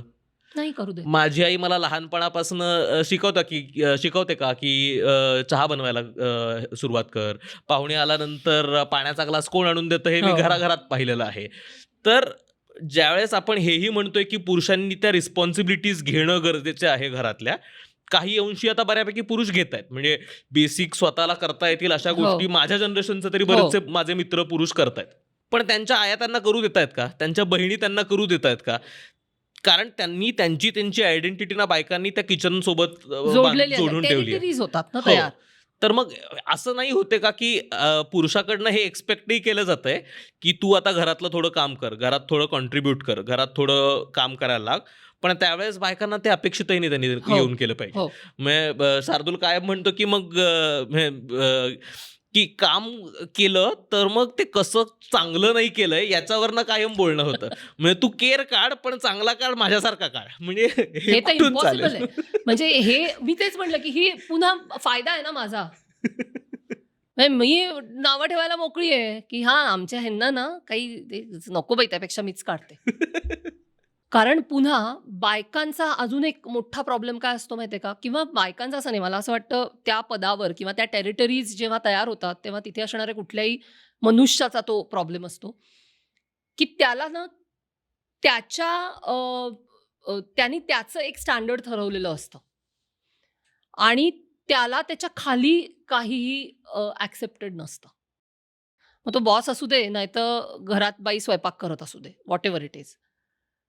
सो ते ॲक्सेप्टेड नसतं त्यांना. आणि मग त्या पॅरामीटर्समध्ये बसणारं झालं नाही, की मग नको, त्यापेक्षा मीच सगळं करते. हो, माझं मी करतो. माझं तेच मी ते. करते किंवा माझं मी करतो. हे भूमिका सोडणंच आहे ना, की जर तुमचा मुलगा म्हणतोय, की मी आज भाजी टाकतो, तर तुम्ही तेवढा पेशन्स ठेवणं अपेक्षित आहे, की त्याला पहिल्या फटक्यात तुमच्यासारखं जमणार नाहीये. त्याला वेळ लागेल. त्याला 4 वेळा ती भाजी करून बघावी लागेल. त्याच्यातनं तो शिकेल. मग त्याला सफाई येईल. मग त्याचा हात बसेल. मग तो तुमच्यासारखी जवळ जाणारी भाजी करू शकेल. तुम्ही उत्तम भाजी करायला शिकलात, कारण तुम्ही ती भाजी 50,000 वेळा केलेली असते. It's practice, nothing else. स्वयंपाक ही प्रॅक्टिस आहे. हाताला चव आहे. अहो, तुम्ही इतके वेळा तो पदार्थ केलाय, की इतके वेळा केल्यानंतर तो चुकला, तर प्रॉब्लेम आहे ना. तो येणारच आहे. ते स्किल आहे. ते सराव आहे. पुरुषांनी 50 वेळा केला, की त्याला पण जमणार आहे. कारण त्याचा सराव होईल. म्हणजे मला हे कळतच नाही, की पहिल्या फटक्यामध्ये मी करते तसं तुम्हाला आलं पाहिजे. ही अपेक्षा चुकीची नाहीये का? आणि वेळ लागणार आहे म्हणजे सगळ्याच वेळ गोष्टी लागणार. आणि याबद्दलच एक गोष्ट मला खरं तर विचारावीशी वाटते, की आपण विमेन एम्पॉवरमेंटवरती गेली कित्येक दशकं काम होत आलेलं आहे आणि पण पुरुषांना त्या स्त्रियांसोबत कसं वागायचं किंवा त्या स्त्रियांसोबत सिस्टीममध्ये राहायचं, त्याच्यासाठी त्यांना गार्ड्स डाऊन करायचं हे पण माहिती नव्हतं. आत्ता कुठेतरी आत्ता होत आहेत कळतंय. आणि ते गार्ड्स डाऊन करण्यात थोडं फ्रिक्शन होणार. त्याला थोडासा वेळ लागणार आणि त्या पुरुषांना पण त्या आघातातनं बाहेर यायला वेळ लागणार आहे. हे कुठेतरी समाज म्हणून आपण ॲक्सेप्टच करत नाही नाही. होत. करतच नाही होत आपण. कारण का दोन्ही एक म्हणजे मी फिल्मचं उदाहरण घेईन. बऱ्याचशा फिल्म्समध्ये अजूनही कसा माच्चो पुरुष असणं हो. एक्सपेक्टेड आहे. म्हणजे आत्ताच्या माझ्या अवतीभोवतीच्या मुलं-मुली आहेत. आम्ही सगळ्यांनी 90sचा सिनेमा बघितलाय. आम्हाला वी ऑल बिलीव्ह की जेंडर्समध्ये इक्वॅलिटी असल्यामुळे मिनिमम कॉमन प्रोग्राम असला पाहिजे, मान्य आहे. पण आम्हाला हिरो हा आमचा शाहरुख खान आहे कुछ कुछ होता है हो. मधला. आम्हाला हिरो सलमान खान आहे. मग कसं चालेल? म्हणजे माझे एक्स्पेक्टेशन माझ्या पुरुषाकडनं सलमान खानचे आहेत, पण त्यांनी घरात झाडू पण मारला पाहिजे. हो. हे कुठेतरी म्हणजे हो. मग तू झाडू मारेल, पण don't expect him to be Salman Khan. म्हणजे वेळ लागेल. मला कळत नाही. मला खरंच माहिती नाही या प्रॉब्लेमचा काही. कारण का कुठेतरी मला जाणवतं, की मी पुरुष म्हणून मान्य आहे. मला इच्छा आहे, की मला अजिबात जेंडरच्या बॅरियर्स नको आहेत. मला हे नको आहे. मला खरंच स्वतंत्र वागायचं आहे. मला कुठेतरी सॉफ्टनेस जो आहे, खरं तर प्रत्येक पुरुषामध्ये आहेच आहे तो. असतोच. तो बाहेर आणायचा आहे. पण कुठेतरी समाजाचं एक्स्पेक्टेशन पण आहेत, की मी माचो असलं पाहिजे. कारण जेव्हा मुली म्हणतात, की नाही मला बॅड बॉयच आवडतो. मग त्या पुरुषांनी काय करायचं? कारण का जे सॉफ्ट पुरुष आहेत त्यांची लग्न नाही ठरत आहेत. हो. हा प्रॉब्लेम येतोय. जर एखादा पुरुष सॉफ्ट असेल, तो जरासा मृदू असेल, तर नाही आहे ना एक्सेप्टेड. मग ही कुठेतरी डायकोटॉमी तयार झाली. आता मला ना हे I don't know me problem नाही कॉम्प्लिकेट नाही, केला तू का खूप हे केला? इंटरेस्टिंग मुद्दा मांडलायस. मी याचं सायंटिफिक एक्सप्लेनेशन मला देता येणार नाही, कारण मी मानववंशशास्त्रज्ञ नाहीये. पण हे मी फक्त मुद्दा उपस्थित करते हां, मी उत्तर देत नाहीये. हे कुठेतरी अ, आदिम जातं का? हां, हम्म. की नर निवड मादी जेव्हा करते, तेव्हा ती काय बघते? आदिम किंवा जनावरांचं, प्राण्यांच्या जगात जर आपण बघितलं किंवा आदिम मानवी जीवनात जर बघितलं, तर जो मला प्रोव्हाईड करू शकेल, जो मला प्रोटेक्ट करू शकेल आणि जो बेस्ट ऑफ ऑल आहे, हो. तो नर मला पाहिजे. हे बेसिक इन्स्टिंक्ट आहे. असं आपण जर मानलं, तर हे जे इन्स्टिंक्ट आहे, हे कुठेतरी ह्याच्यामध्ये वर्क होतंय का? आणि जर ते होत असेल, तर उत्क्रांतीमध्ये ज्या काही आपण आता बेसिक 6, 8, 10 भावनांपासून 1500 भावनांपर्यंत जे काही आलेलो आहोत, त्याच्यात हे कुठे फिट होतं? हे पझलमध्ये हे जे आहे इन्स्टिंक्ट, हे कुठे फिट होतं, हे शोधायला पाहिजे. कारण जेंडर रोल्समध्ये हे आपण विसरून चालणार नाही, की जे काही आदिम भावना आहेत, त्या आहेतच ना, त्या शाबूत आहेत. ते काय इरेज नाही होत काही आपल्या सिस्टममधनं. सो ते आदिम ज्या काही भावना आहेत, त्या वेगळ्या अर्थाने आत्ताच्या समाजरचनेमध्ये वर्क व्हायला लागल्या आहेत का? हे सगळे प्रश्न आहेत. ह्याची उत्तरं माझ्याकडे पण नाहीत, कारण मी काही त्या क्षेत्रातली तज्ञ नाहीये. पण हे प्रश्न मला पण पडतात, की का मॅचो पुरुष? का बॅड बॉय? का टॉल, डार्क, हँडसम? ह्याच फिगर बाईला का पाहिजे आहेत? म्हणजे त्याच्यात एक सामाजिक काय म्हणू आपण त्याला, कंडिशनिंग आहेच. हो. No doubt about it. पण हे आदिम कंडिशनिंग जे ऑलरेडी आपल्या मध्ये आहे, ते पण ह्याच्यामध्ये कारणीभूत आहे का? हो, जे प्रायमरीली रिप्रोडक्टिव्ह सक्सेससाठी आहे. सक्सेससाठी आहे. एक्झॅक्टली. मग ते ह्याच्यामध्ये गृहीत धरलं जातं का? बॅक ऑफ अवर माइंड, की ते उघडपणे लोकं बोलत नसतीलही. पण अल्टिमेटली तू बारकाईने विचार कर ना, जेव्हा अरेंज मॅरेजेस होतात, तेव्हा कशी बघितली जातात स्थळं? कोणी बघत नाही, की हा माणूस म्हणून कसा आहे, त्याचा इमोशनल कोशंट काय आहे, तो भावनिक पातळीवर कसा आहे, तो व्यक्ती म्हणून कसा आहे, कोण बघतं? बघतात काय? तुझं शिक्षण किती आहे? तुला पगार किती आहे? तुझ्याकडे स्वतःचं घर आहे का? गाडी आहे का? तू एकटा राहणार आहेस का? जॉइंट फॅमिलीत राहणार आहेस? म्हणजे अल्टिमेटली काय झालं? रिप्रोडक्शनमध्ये what is your success rate आणि एक चांगलं एस्टॅब्लिश, मला व्यवस्थित आयुष्य देऊ शकेल का हा माणूस? एवढंच बघितलं जातं ना. अदरवाईज सुद्धा अरेंज मॅरेजमध्ये मला नाही वाटत ह्याच्या पलीकडे लोक काही बघतात. नाहीच. म्हणजे सगळं येऊन आपण परत तिथेच येऊन थांबणार असू, तर मग हा प्रवास खरंच अवघड आहे आणि कॉम्प्लिकेटेड पण आहे. आणि ह्याचं प्रेशर पुरुषांवरती येतं. ऑब्व्हियसली पुरुषांवर आहे जास्त. पण मग what is the way out? म्हणजे आता काय केलं पाहिजे? म्हणजे आपण कायम हे बघतो, बोलतो, की मुलींना सबल करण्याआधी मुलांना शिकवा. कारण आपण कायम बघतो ना, की वयात ज्यावेळेस मुलं येतात, त्यावेळेस त्यांना काय पद्धतीनं तू पुरुष आहेस, काय पद्धतीनं मुलगीसुद्धा वयात यायला लागते, त्यावेळेस काय पद्धतीनं तू स्त्री आहेस, मुलगी आहेस, हे जे भासवलं जातं. आणि मग त्या वेगवेगळ्या गोष्टींपासून असेल.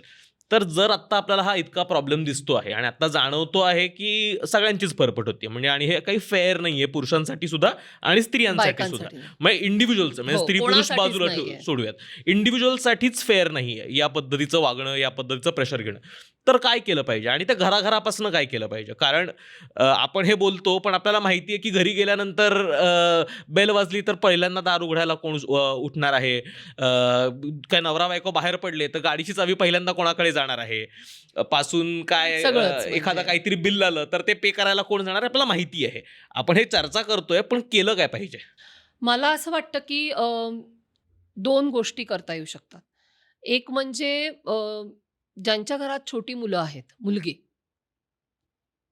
तर मुलगा आणि मुलगी हे जे वेगळ्या पद्धतीने वाढवण्याच्या आपल्या रचना आहेत, त्याचा पुनर्विचार.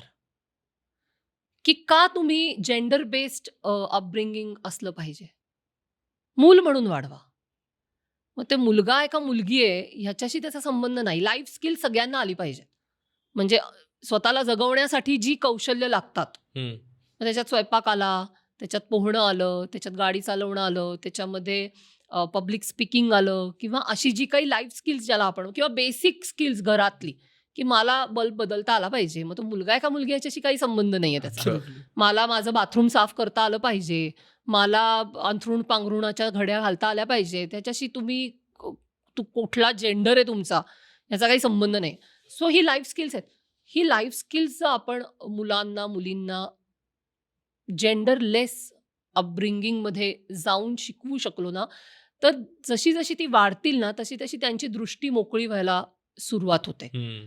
आणि एकदा दृष्टी मोकळी व्हायला लागली, तर घरात मग कसं का वातावरण असेना, दृष्टी जर मोकळी झाली, तर ते वेगळ्या पद्धतीने विचार करण्याच्या मानसिकतेमध्ये येतात. करतील का नाही हा पुन्हा व्यक्तिसापेक्ष विषय आहे. पण निदान त्या मानसिक अवस्थेपर्यंत ते येतात, की ओके मला वेगळं काहीतरी वाटतंय आणि जे वाटतंय ते मी मोकळेपणाने बोलू शकतो किंवा बोललं पाहिजे. ह्या मानसिक अवस्थेपर्यंत तरी ती मुलं-मुली येऊ शकतील, जी लहान आहेत. आणि ज्यांच्या घरात मोठी मुलं-मुली आहेत किंवा टीनेजर्स आहेत, की जे आता त्यांच्यावरती आता लहानपणापासून तुम्ही नाही करू शकत काही, हो. ऑलरेडी मोठे झालेले आहेत. तर मला असं वाटतं, की तिथे आई-वडिलांनी त्यांच्या भूमिका अ, बदलणं, स्विच करणं, ह्याचा खूप छान इफेक्ट मुलांवरती होतो. दिसू द्या, की बाबा स्वयंपाकघरात गेलाय. सांगायची गरज नसते. प्रत्येक गोष्ट ना बसवून चल मी आता तुझा धडा घेतो. याची गरजच नसते. Hmm. You just switch the roles. Hmm. जाणीवपूर्वक. आता जर तुमचं मूल 14-15 वर्षाचं आहे, तर तुम्ही काय त्याला आता मी तुला रिवाइंड करतो सगळ्या तुझ्या सिस्टम्स. हे पॉसिबल नाहीये. तुमचं हो. झालंय करून. मग तुम्ही काय करू शकता? Just switch the roles. किती सोपी मेथड आहे, की दिसू दे, बाबा स्वयंपाकघरात दिसू दे, आई बँकेत दिसू दे, काहीतरी प्लंबर आलाय, आई डील करतीये, घरातल्या मावशीला पोळ्या किती करायच्यात हे बाबा सांगतोय. स्विच द रोल्स दिसू दे. हे दिसण्याने सुद्धा खूप फरक पडतो मुलांच्या एकूण अंडरस्टँडिंगमध्ये. आपल्याकडे काय होतं, आपल्याकडे दिसतच नाही काही. साचे दिसतात फक्त. त्या साच्यामध्ये चालणारी माणसं दिसतात. इतकं सोपं असतं खरं म्हणजे स्विच रोल म्हणजे टेक्निक, की त्याने तुम्ही न बोलता अनेक गोष्टी मुलांपर्यंत आपोआप पोहोचवू शकता. काही सांगायची गरज नसते. मुलं सगळं बघत असतात. सगळं पिक करत असतात. त्यामुळे ह्या प्रत्येक घटकाला सोल्युशन असतं. म्हणजे मी तर ह्या मताची आहे, की जगात असा एकही प्रश्न नाही, की ज्याचं उत्तर नाहीये. तुम्हाला उत्तराच्या दिशेने जायचं आहे का? मला जर जायचंच नसेल तर विषय संपला. मला जायचं असेल, तर मला मार्ग शोधावा लागतो. मार्ग तुम्हाला कोणीही प्लॅटरमध्ये घालून देणार नाही. जेंडरमध्ये तर शक्यच नाही. हम्म. कारण आपण त्याचे Makes sense. बेनिफिट्स आणि त्याचे ड्रॉबॅक सगळ्याविषयी बोललोय, की कोणी तुम्हाला सोल्युशन देणार नाहीये प्लॅटरमध्ये. कारण प्रत्येकाचं सोल्युशन, माझं सोल्युशन तुझ्यापेक्षा वेगळं असू शकतं. तुझं ह्याच्यापेक्षा वेगळं असू शकतं. कारण तुझे कंडिशन्स आर डिफरंट. प्रत्येकाचे स्पाउसेस, प्रत्येकाचे पार्टनर्स, प्रत्येकाचे आई-वडील, प्रत्येकाच्या आजूबाजूचं वातावरण हे त्याचं आहे. त्यामुळे त्याच्यासाठी कॉमन सोल्युशन असू नाही शकत. आणि प्रत्येकाचे वेस्टेड इंटरेस्ट आहेत सगळ्यात. सगळ्यात आहेत. सो तुम्हाला उत्तराकडे जायचं आहे का? हा बेसिक प्रश्न आहे. जर जायचं असेल, तर तुम्हाला त्याचे उत्तरं सापडतात. याच्यासाठी सोसायटल लेवलला पण काही 1-2 गोष्टी मला असं वाटतं खूप इम्पॉर्टंट आहेत, त्या आपण बोललं पाहिजे का? की 2 मुद्दे जे आता गेल्या 2 वर्षात खूप जास्त प्रमाणात येत आहेत, ते म्हणजे ॲलिमनी हो आणि हम्म. Gender neutral posh. कारण हो का सगळ्या कॉर्पोरेट्समध्ये पॉश आहे. पण तो जेंडर न्यूट्रल पॉश नाहीये. फक्त स्त्रियाच कंप्लेन करू शकतात. पुरुष नाहीत कंप्लेन करू शकत. असं नाहीये ऍक्च्युली. पण ज्या पद्धतीने बोललं हो जातंय, ज्या पद्धतीने इम्प्लिमेंट केलं जातंय. एक्झॅक्टली. सो या मुद्द्यावरती पण कारण का हा मला वाटतं कुठेतरी डायरेक्टली कनेक्टेड आहे पुरुषांच्या ॲब्सोल्युटली. हो. मेंटल हेल्थ हो सोबत पण. असं नाहीये की पॉश हा फक्त बायकांसाठीचा कायदा आहे. पॉश हा सेक्शुअल हरासमेंट हॅरासमेंटचा. ॲट वर्क प्लेस हां. असा कायदा आहे. सो माझी एक मैत्रीण आहे, म्हणजे ती केस जरूर सांगावी इथे. ती पॉशची ट्रेनर आहे. तर तिने तिचा किस्सा सांगितला होता. म्हणजे तिने हँडल केलेल्या केसचा किस्सा सांगितला होता, ज्याच्यामध्ये एका बाईने बाईवरती पॉशची केस टाकली होती. आणि केस अशी होती की ती जी सिनियर होती तिची, तर ती बोलता बोलता मीटिंगमध्ये तिची ज्युनियर जी कोणी कलिग असेल तिला असं म्हणाली होती की तुझा नवरा तुला कसा काय सहन करतो काय माहिती. आता हे मैत्रिणींनी एकमेकींना म्हणणं गोष्ट वेगळी आहे. पण तुम्ही ऑफिस स्ट्रक्चरमध्ये आहात, तुमचा बॉस, मग ती बाई आहे, पुरुष आहे, इट डझंट मॅटर. तुमचा तो बॉस आहे आणि तुम्ही सबऑर्डिनेट आहात आणि तुमचा बॉस तुम्हाला असं म्हणतोय, इट्स अ हरासमेंट इन अ वे. आणि त्या बाईनी सेक्शुअल हरासमेंटची पॉशची केस टाकली आणि ती जिंकली. सो असं नाहीये की पॉश हा कायदा फक्त पुरुषविरोधी कायदा हं. आहे. तो पुरुषविरोधी कायदा नाही. तो वर्कप्लेसमध्ये सेक्शुअल हरासमेंटचा कायदा आहे. त्यामुळे पुरुष नोंदवू शकत नाहीत का? नोंदवू शकतात. असं नाहीये. कोड ऑफ कंडक्ट असतोच प्रत्येक कंपनीमध्ये आणि कोड ऑफ कंडक्टच्या अंतर्गत पण पुरुषांना हा अवेअरनेस असणं गरजेचं हा पुरुषांना. अवेअरनेस पाहिजे. तक्रारी नोंदवता येऊ शकतात. असं काही नाही की नोंदवता येऊ शकत नाहीत. पण हा अवेअरनेस नाही, कारण पुरुष हे ऍक्सेप्ट करतील का की त्यांची सेक्शुअल हरासमेंट झालेली आहे? नाही करणार. पुरुष हे ऍक्सेप्ट करतील का की त्यांची सेक्शुअल हरासमेंट आहे? कोणीतरी फ्लर्ट करतंय त्यांच्याबरोबर.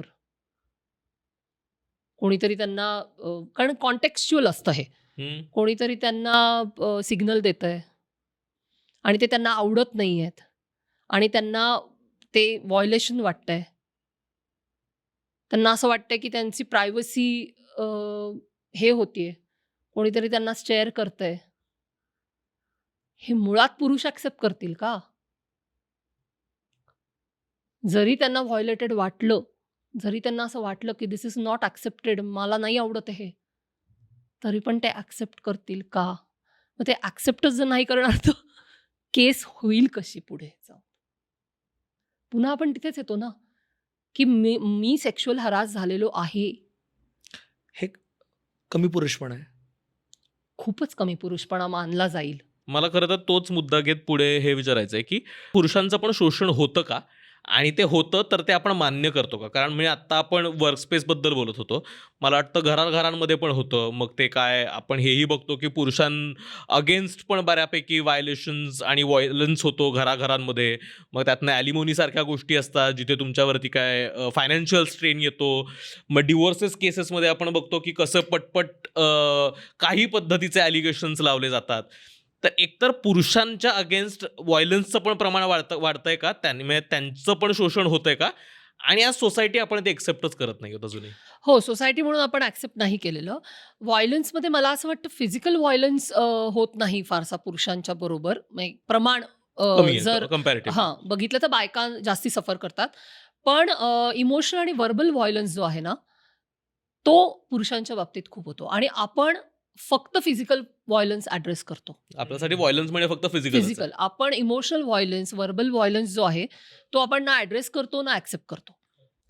आणि एक गोष्ट लक्षात घेतली पाहिजे, जे मला कायमच वाटत आलेलं आहे, की जेंडर कुठलं का असेना, माणूस म्हणून तुम्ही चांगले वाईट असूच शकता. त्यामुळे सगळे पुरुष हे वाईट असतात आणि सगळ्या बायका या चांगल्या असतात, असं कधीच असू नाही शकत. आपला प्रॉब्लेम काय आहे, आपण बाईला वेगवेगळ्या लेबल्समध्ये अडकवलंय. म्हणजे ती मातृत्वाचं लेबल असेल, सहनशील आहे, कामसू आहे, गृहकृत्य दक्ष आहे, हो. ती सेवा करते, ती अमुक करते, ती ढमुक करते, ती सहनशील असते. ही जी सगळी लेबल्स आहेत ना जेंडरला लागलेली, याच्यामुळे बायका जेव्हा व्हायलन्स करतात, बायका जेव्हा घरातल्या त्यांच्या नवऱ्याला असेल किंवा इतर कोणाला असेल छळतात, बायका जेव्हा हिंसा करतात, बायका जेव्हा क्राईम करतात, तेव्हा आपल्याला शॉक बसतो.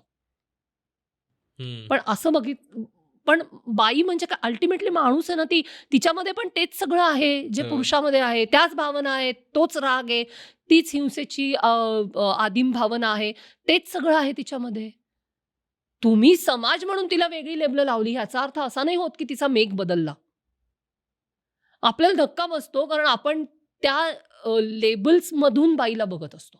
त्यामुळे आपण हे ऍक्सेप्टच करत नाही की बाई फसवणूक करू शकते, बाई चीट करू शकते, बाई नवऱ्याचा खून करू शकते, बाई मुलांना मारू शकते.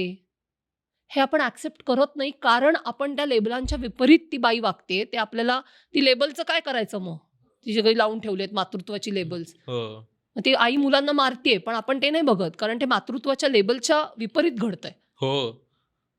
ती दयाळूच असली पाहिजे, ती कनवाळूच असली पाहिजे, ती अशी मातृत्वाने ओतप्रोत भरून सांडून वाहिली पाहिजे. मग ती पोरांना बदडतीये हे आपण ऍक्सेप्ट नाही करू शकत. कारण आपण त्या चौकटी ज्या कर्कच्च बनवलेल्या आहेत ना, त्याच्या अगेन्स्ट आहे हे सगळं. म्हणजे आता जो शिलाँगला खून झाला, ज्या महिलेनी स्वतःचा नवरा मारायसाठी एक्झॅक्टली. एक्झिक्युटर मागवले. माणूस आहे ती. हे बघा, जेंडर कुठलं का असे ना, ती माणूस आहे. बाई असल्याने काही फरक नाही काही पडत. फरक नाही पडत. माणूस म्हणून तुम्ही चांगले असता, वाईट असता, ग्रे असता, मध्ये कुठेतरी असता, ब्लॅककडे झुकलेले असता, व्हॉटेव्हर तुमची शेड काही असू शकते. ती माणूस म्हणून आहे, ती जेंडर म्हणून नसते. हे आपण बघत नाही. आणि मग बायकांनी हिंसा केली, बायकांनी फसवणूक केली, बायकांनी आता अशा केसेस होतात की जिथे लग्न होतं आणि ते फक्त पैशांसाठी लग्न केलेलं असतं त्या मुलींनी आणि मग त्या पैसे घेऊन पळून जातात किंवा त्यांचा कुठेतरी बॉयफ्रेंड असतो. इकडे त्या पैसे हो. घेतात, डिवोर्स घेतात, तिकडे जाऊन आणि मग आपल्याला बघा आजकालच्या मुली. ह्याच्याशी मुलगी असण्याचा संबंध नाहीये. ह्याच्याशी माणूस म्हणून तुमची शेड काय आहे ह्याचा संबंध आहे. हे पुरुष पण करतात. पुरुष पण अशा पद्धतीने फसवणुकी करतात. तशाच बायका पण करतात. पण आपण त्याच्याकडे बघण्याची दृष्टी, आपला चष्मा आहे ना, हा प्रॉब्लेम आहे. आपला सामाजिक चष्मा हा प्रॉब्लेम असतो. आणि मग आपल्याला ते ऍक्सेप्ट होत नाही, आपल्याला झटके बसतात, आपल्याला त्रास होतो. मग अल्टिमेटली आपण काय म्हणतो, बघा आजकालच्या मुली बिघडल्या, ह्या शिकल्या म्हणून ह्यांचा प्रॉब्लेम झाला, ह्या कमावत्या झाल्या म्हणून ह्यांचा प्रॉब्लेम झाला. त्यांचा प्रॉब्लेम त्या कमावत्या किंवा त्या शिकल्या म्हणून झालेला नाहीये. त्या माणूस आहेत. आणि माणसाचे गुण दोष जे काही आहेत ते सगळे त्यांच्यामध्ये पण आहेत. So not all main, not all women हे म्हणायचं बंद करूया आपण हे. ऍब्सोल्युटली. माणूस आहे यार. म्हणजे सारखं तो- तेच. तेच काय माणूस आहे तो समजा असेल निगेटिव्ह ह्याचा, तो क्रूर वृत्तीचा असेल, ती बाई असू शकते ना क्रूर वृत्तीची, का नसू शकते? जस्ट बिकॉज ती बाई म्हणून जन्माला आलेली आहे म्हणून ती क्रूर असू शकत नाही, हे म्हणजे फार जास्ती नाही का होत? बापरे. आपण आता त्या चष्मे आणि वेगवेगळे काय आपली पूर्वग्रहांबद्दलच बोलतोय. तर त्यातला असाच सगळ्यात महत्त्वाचा ते म्हणजे व्यसनांसंदर्भातला. म्हणजे हे आपण कायम ऐकतो ना, की कुठल्याही अरेंज्ड मॅरेज लग्नात आपण हे सांगताना ऐकतो लोकांना, की आमच्या मुलाला कुठलंही व्यसन व्यसन नाही. याचा आपण हे मुलीच्या बाबतीत नाही म्हणत, की आमच्या मुलीला कुठलंही व्यसन नाही, कारण मुलगी अपेक्षित आहे, हो, निर्व्यसनीच निर्व्यसनी. आहे. पण मुलाचं हे सांगावं लागतं, की आमच्या मुलाला कुठलंही व्यसन नाही. याचा अर्थ मुलं व्यसन करतात आणि याचा अर्थ मुलांचं व्यसनांचं प्रमाण पण खूप जास्त आहे. स्वाभाविक आहे. म्हणजे ज्यावेळेस कुठल्याही मुलाला आणि आपण भावनांबद्दल बोलतो आहे, तर मुली कशा इमोशनल असतात, त्यांना सतत भावना एक्सप्रेस करायला मुभा असते आणि मुलीनं पटकन रडलं तर चालतं, ती नाराज झालेली चालते, ती रुसलेली चालते, तिला प्रेम व्यक्त करता येतं. पण पुरुषांना हे काहीच जमत नाही. आपण असं मान्य करतो. म्हणजे पुरुषांना प्रेम व्यक्त करायचं काय म्हणजे कळत नाही. मग ते असे माठासारखे बसतात आणि हे एक्सेप्टेड आहे. हो. पण ज्यावेळेस त्यांना कुठली इमोशनल गोष्ट शेअर करायची, ज्यावेळेस त्यांना ते कशातनं चाललेत हे सांगायचं, मग त्यांना दारू लागते. मग जोपर्यंत आपण 2 पेग डाऊन आहोत असं वाटत नाही, तोपर्यंत पुरुषांना वल्नरेबल होता येत होता नाही. येत नाही. पुरुष दारू प्यायल्यानंतर रडलेला चालतो, की हो. तो खूप प्यायला रे, बोलू दे त्याला काय बोलायचंय. त्याचं ब्रेकअप झालंय रे, चल दारू पिऊयात, त्याला बोलायचं काय बोलू दे, मोकळं होऊ दे. ते आपल्याला चालतं. आणि या सगळ्याला कुठं ना काहीतरी एक एस्केप लागतो आणि तो व्यसनांमधनं येतो. मग तो दारू असेल, मग ते सिगारेट, तंबाखू असेल किंवा कुठलं सबस्टन्स अब्यूज असेल. पुरुष आणि या पद्धतीचं कुठलंही एक काय म्हणूयात सबस्टन्स त्याला लागणं हे कुठून येतंय आणि हे त्याच्यातनंच येतंय का, की पुरुषाला तू बाहेर बाकी एक्सप्रेस होऊ नको बाबा, पण तू व्यसन कर आणि एक्सप्रेस झालास हो, ना तर चालेल. मग चालेल. ओके, मग हो. ठीक आहे. ते त्यांना लागते. ते त्यांना दमतात लागतंय. ना.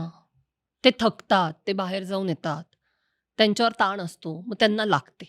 हे जे स्ट्रक्चर आहे ना, हे पुन्हा सामाजिक तयार केलेलं आहे ना आपण.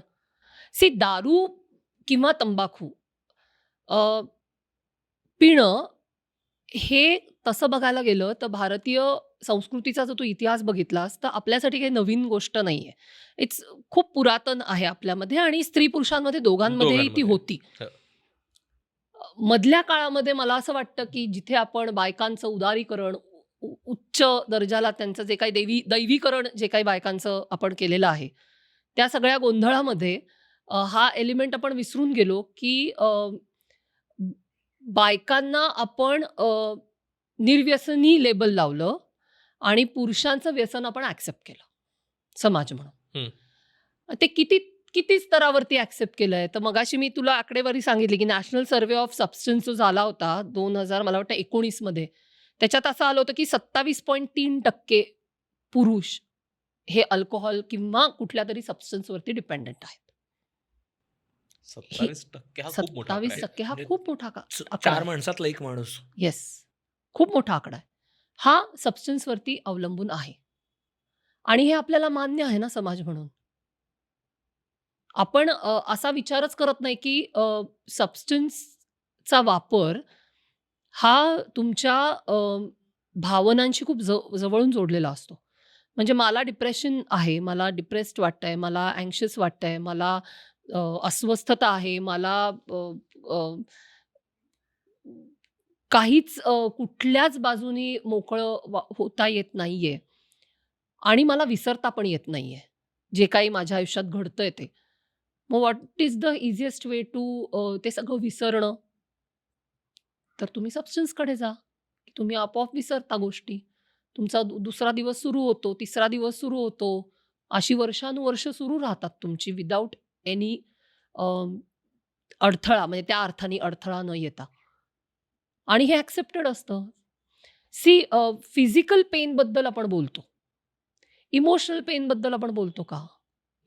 इमोशनल पेन सबस्टन्सनी कमी करण्याचा प्रयत्न करतात पुरुष. हं. कारण स्ट्रेस म्हणजे फक्त काय असं स्ट्रेस म्हणजे काय असतं? पेन असतो ना अल्टिमेटली. वेदना आहे ती. ती वेदना दाबण्याचा प्रयत्न सबस्टन्समधनं मोठ्या प्रमाणावरती पुरुष करतात.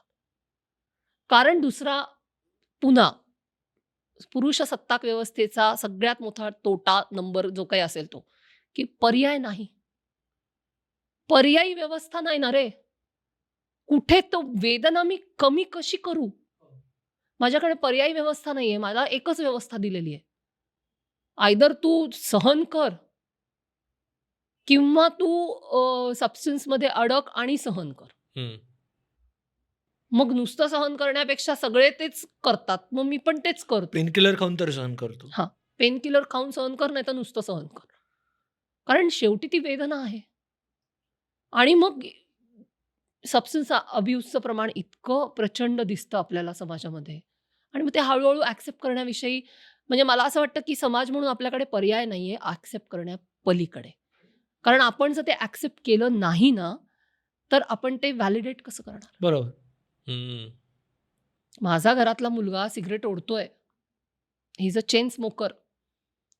तर मला ते कुठेतरी योग्य आहे. मला मानसिक पातळीवरती हे ॲक्सेप्ट मी कसं करू, की माझा मुलगा चेन स्मोकर आहे? मग मी असं म्हणणार, की त्याला फार ताण असतात ना, त्यामुळे त्याला ते असं करतो तो. हळू होईल सवय कमी. मला काहीतरी लागेल ना रे. ऍक्सेप्ट करायला, नाही तर मी कसं म्हणणार. बायको म्हणते, नाही आमचे हे ना फार पितात हल्ली, ते काय ऑफिसमध्ये ना फार ताण आहेत. पण असा किती पुरुष किंवा किती घरातल्या बायका विचार करतात, की तुला ताण आहे ना, मग तू पर्यायी शोध ना काहीतरी. व्यायाम कर, मेडिटेशन कर, दुसरे काहीतरी काउन्सिलरकडे जा, तुझ्या ताणांविषयी बोल. दारू हे त्याच्यावर किंवा कुठलाही सबस्टन्स हे त्याच्यावरचं उत्तर नाही. आपण वेगळे पर्याय शोधूया, प्रयत्न करून बघूया. हे किती घरांमध्ये होतं. ते मला या गोष्टीवरतीच विचारायचं आहे पुरुषांना ना. सो आत्ता ज्या आपण क्लासबद्दल बोलतो त्यात कोणतेही 4 पुरुष एकत्र येणार असतील तर त्याचं प्रायमरी रिझन हो. हे अल्कोहोल आहे. अल्कोहोल आहे. पण कधीही मी अनफॉर्च्युनेटली आमच्या एका मित्राचा डिवोर्स होत होता. आम्ही कधीच बोललो नाही त्या ग्रुपमध्ये. हे कधीच बोललं जात नाही. फार फार तर अल्कोहोलच्या नंतरच ते बोललं. अदरवाईज कधीच म्हणजे पुरुषांनी पण हे बदलणं कुठेतरी खूप गरजेचं आहे, की गरजेचं आहे. आपल्या अवतीभोवती एखादा मित्र स्ट्रेसमधनं जातोय, फायनान्शियल स्ट्रेसमधनं जातोय, काय बाबा फॅमिली इश्यूज चालू आहेत, जॉबचे इश्यूज चालू आहे, कोणी नाही. मदत फार फार तर माझा जरा CV फॉरवर्ड करणं, काही जॉब असेल तर सांग, एवढंच. हो. पण अरे आत्ता मला ऑफिसमध्ये त्रास होतोय, मला कसं हँडल करायचं कळत नाही. मी माझ्या बायकोकडे बघितलं. तिने ना काही ऑफिसमध्ये प्रॉब्लेम आला, चिडचिड झाली, ती रडते, मैत्रिणींना फोन करते, हे प्रॉब्लेम चालतोय. मी सगळं मी कधीच नाही केलं हे. कारण मी तुला ते शिकवलंच नाहीये कोणी. तुला सांगितलंच नाहीये कोणी, की तू हे करणं लागतोस. हे केलं तर इट्स ओके. काही प्रॉब्लेम नाहीये. हे सांगितलंच नाहीये ना आपल्याला. हे जर तुला सांगितलं गेलं, की Shardul it's okay. You can say this. तर तू म्हणशील ना, की "हो मला आता म्हणायचंय काहीतरी." जर तुला सतत हे सांगितलेलं असेल, की तू हे म्हणायचंच नाहीयेस, तर तुला ते वाटेल कसं आतून, की मला हे म्हणायचं आहे. प्रॉब्लेम सॉल्व्ह करण्याबद्दल नाहीच. म्हणजे फार फार तर ऑफिसच्या सुट्टा ब्रेकमध्ये जाऊन तो बॉस फालतू आहे, असं तसं एवढंच. शिवीगाळ त्याला, एवढंच. पण अदरवाईज नाही. जी मला महिलांबद्दल खूप मला दिसतं. त्याच्याबद्दल आय एन्व्ही देम, हो. की त्या एकमेकाचा प्रॉब्लेम सॉल्व्ह करायचा प्रयत्न करतात, सांगतात. ते आमचं जरा आहे गोंधळ. मुली जेव्हा वयात येतात तेव्हा त्यांना सांगितलं जातं, की पिरियड्स काय आहेत, हे काय आहेत. अगदी. पण मुलांना नाहीच सांगितलं जात. म्हणजे लिटरली वयाच्या 12व्या-13व्या वर्षी जेव्हा मुलांना प्युबिक हेअर यायला लागतात किंवा गोष्टी जाणवायला लागतात, तेव्हा कोणीच बोलत नाही त्याच्याशी. दाढी कशी करायची सांगत नाही. नाहीत. एक्सपेक्ट करतात त्याचं त्याने ब्लेड लागलं पाहिजे स्वतः स्वतःला. मग ते कळतं. सांगणार कोणीच नाही. पुरुषाला सगळं आपोआप कळतं. तो जन्माला येतो तेव्हाच सगळं ज्ञान घेऊन येतो. हे गृहीत आहे. हो. मुलगी वयात येते तेव्हा आपण बोलतो. मुलगा वयात नाही का येत. मुलगा पण वयात येतो. त्याला आपण वयात आलेल्या मुलांना आपण वेगळ्या पद्धतीने सांगतो का? Same with menopause. Mid age क्रायसिसबद्दल बायकांच्या इतकं बोललं जातं. पुरुषांना नाही येत. पुरुषांना नसतो मिडल एज क्रायसिस. मग ते कोण ॲड्रेस करणार? ते कोण बोलणार? तिथे म्हणजे काय होतं माहिती आहे का? एका बाजूनी सगळं ॲड्रेसिंग होतं रे. आणि जेव्हा तुम्ही एका बाजूनी ॲड्रेसिंग करता, तेव्हा तुम्ही समानता एक्सेप्ट करू शकत नाही. कारण एकच बाजू वरती जाते, दुसऱ्या बाजूला काय करायचं तेच कळत नाहीये. अशी सिच्युएशन असता कामा नये. दोघांनाही कळलं पाहिजे, की आपण एकमेकांना पूरक आहोत म्हणजे काय आहोत. कारण हे पूरकता आहे. ही डिपेंडन्सी नाही. आपण एकमेकांवर अवलंबून नाही. स्त्री-पुरुष एकमेकांवर अवलंबून नाहीत. ते एकमेकांना पूरक आहेत. खूप महत्वाचं आणि आहे. जर पूरक आहोत आपण, तर आपल्याला पण हे कळलं पाहिजे. बाई म्हणून मला हे कळलं पाहिजे, की माझ्या आयुष्यातल्या पुरुषांचं काय चाललंय आणि पुरुष म्हणून पुरुषांना हे कळलं पाहिजे, की त्यांच्या आयुष्यातल्या बायकांचं काय चाललंय. मला कधी-कधी असं पण वाटतं, की बायकांना पुरुषांच्या जगाविषयी बरंच माहिती आहे. पुरुषांना बायकांच्या जगाविषयी माहिती नाही. हं. बायकांना का माहिती आहे? कारण त्या शोषित आहेत. होत्या म्हणजे वर्षानुवर्ष, पिढ्यानुपिढ्या त्या दाबल्या गेलेल्या घटक होत्या. त्यामुळे त्यांना जर वर यायचं असेल, तर त्यांना पुरुषांच्या जगाविषयी माहिती करून शिवाय पर्याय नव्हता. अदरवाईज तुम्ही ते ब्रेक नाही करू शकत. तुम्ही वर येऊ नाही शकत. त्यामुळे त्यांनी खूप समजून घेतलं, माहिती घेतली, कसं वर्क होतं, काय होतं. पुरुषांना ती गरजच नाहीये ना. कारण ते ऑलरेडी प्रिव्हिलेज्ड आहेत. त्यांना गरज नाहीये. त्यामुळे त्यांनी कधी बायकांचं जग समजून तितक्या गांभीर्याने घेतलं का? असा मला अनेकदा प्रश्न पडतो. ते जर घेतलं ना, तर तरी सुद्धा अनेक प्रश्नांची उत्तरं सापडायला मदत मिळू शकते. म्हणजे खूप टिपिकल मी म्हणत नाहीये की काय बायकांना काय हवं असतं हे देवाला सुद्धा समजणार नाही वगैरे, हे सोडून देऊ आपण, हे हो. खूपच क्लिशे गोष्टी असतात. पण छोट्या छोट्या गोष्टी की काय जसं तू म्हणलास की बायका पटकन एकमेकांशी मोकळेपणाने बोलतात आणि पुढे जातात. हो. हे इतके बारकावे समजून जर घेतले, अरे हे आपण आपल्या जगात नाही का आणू शकत? पण दॅट टोटली मेक सेन्स. म्हणजे मला माहिती आहे की जर माझ्या आईने काहीतरी छान स्वयंपाक केलाय आणि मी जर त्याला अप्रिशिएट केलं नाही, तर तिला काय फील होणार आहे आणि मी फक्त आई छान झालाय का स्वयंपाक एक्झॅक्टली. हे म्हटल्याने काय फरक पडणार आहे? कारण तिच्यासाठीचा दिवसभराचा तो एक कार्यक्रम होता. तिची आयडेंटिटी त्या एका स्वयंपाकासोबत निगडीत आहे. बरोबर. हे जर मी समजूनच कधी घेतलं नाही, तर मी कधीच म्हणणार नाही की आई छान झालाय छान का झालंय. स्वयंपाक. मग मी कायमच चिडचिड करत राहीन, मी दमून येणार आणि मग तू मिठाई नाही घालणार. हे म्हटल्यानंतर Exactly. मी हे कधी समजून घेणार आहे? एक्झॅक्टली. मला वाटतं हे खूपच कॉम्प्लेक्स आहे आणि आणखीन गुंतागुंतीचं होत खूप जाणार आहे, आहे. खूप आहे. ऑलमोस्ट शेवटाकडे आलो. पण मला शेवटचा प्रश्न हे विचारायचा आहे की खूप कॉम्प्लेक्स दिसतंय हे. म्हणजे हे जाणवतंय की पुरुष सुद्धा सफर होतात, बायका सुद्धा सफर होतात या सगळ्यातनं. दोघांचीही ओढाताण होतीये या सगळ्यात आणि दोघांनीही काम करण्याची आणि खास करून पुरुषांसोबत काम पुरुषांवर नाही, पुरुषांसोबत सोबत. काम करण्याची गरज आहे. तर पुढच्या 50-100 वर्षात सोसायटी म्हणून आपण कुठे असणार आहोत आणि तिथे पुरुष स्त्री कसे असणार आहेत? कारण याचा जर साधारण अंदाज आला ना, कारण आता आपण हेही बघतोय की जसं आपण एक बदल स्वीकारायला जातोय, तसं आणखीन उलट्या उलट्या दिशेने पण दिशेने पण चाललोय. प्रवास सुरू हो. होतोय. म्हणजे आपल्याला काय कुटुंब संस्था कोलमडतीये वगैरे ही पण भीती वाटायला लागते आणि आपण कसं परत की नाही मग तू घरीच थांब आणि मग तू घरीच राहा आणि त्याला त्याचं काम करू दे. याच्याकडेही आपण जातोय. म्हणजे अर्थात जर सोसायटी त्या इव्होल्युशनमधनं बदलातनं जाणार असेल तर हे गोष्ट होणारच. पण पुढच्या 50-100 वर्षात कुठे जाऊ आपण याचा साधारण अंदाज बांधता येईल का? जेणेकरून त्याची आत्ताच तयारी करता येईल? खरं तर अंदाज बांधणं खूप अवघड आहे आता. हं. याचं कारण सांगू का तुला? प्रत्येक सामाजिक घटकामध्ये वेगळ्या गोष्टी होतायत. समान गोष्टी सर्वत्र होतायत असं दिसत नाही. म्हणजे एकीकडे लग्नच नको, संसारच नको. एकीकडे लग्न करू, मुलं नकोत. एकीकडे स्वतंत्र राहू, एकीकडे एकत्र राहू. असं खूप मल्टी लेयर्ड गोष्टी सध्या सुरू आहेत. त्यामुळे 50 वर्षानंतर एक नक्की वाटतं मला, आपण एकत्र कुटुंब पद्धतीकडे परत जाणार नाही. हे मला नक्की 100% वाटतं. वाटतं. आपण नाही जाणार परत. हं. कारण त्याचे जे दुष्परिणाम आहेत, ते आपण फार वर्ष सहन केलेले आहेत आणि फायदे ऑब्व्हियसली सगळ्यांना आता लक्षात यायला लागल्यामुळे कदाचित आपण परत त्या रचनेकडे जाणार नाही. अ, आधार व्यवस्था आपण उभ्या करू. हं. पण आपण कुटुंब म्हणून एकत्र कुटुंब रचनेत जाणार नाही. हं. दुसरं एक मला धोका जो दिसतो, जो आत्ता काही प्रमाणात वेस्टर्न कंट्रीजमध्ये आणि काही प्रमाणात आपल्याकडे सुद्धा, तो म्हणजे ट्रॅड वाईफ हा जो कॉन्सेप्ट आहे. म्हणजे म्हणजे? ट्रेडिशनल वाईफ किंवा ट्रेड वाईफ, की तो व्यवहार आहे. सरळसोट. म्हणजे अमेरिकेमध्ये किंवा युरोपात अशा आता मुली असं उघडपणे म्हणू लागल्या आहेत. त्यांना ट्रायड वाईफ्स असं म्हटलं जातं. त्या असं उघडपणे म्हणतात, की जर पुरुष म्हणून तुला काहीच बदलायचं नसेल तुझ्यामध्ये, तुला समानता मान्य नसेल, तू समानतेच्या किंवा सहजीवनाच्या किंवा अ, एकमेकांवर पूरक असणाऱ्या भूमिकेपर्यंत पण तू जर यायला तयार नसशील, तर मी I be a trend wife म्हणजे ट्रेडिशनल वाईफ.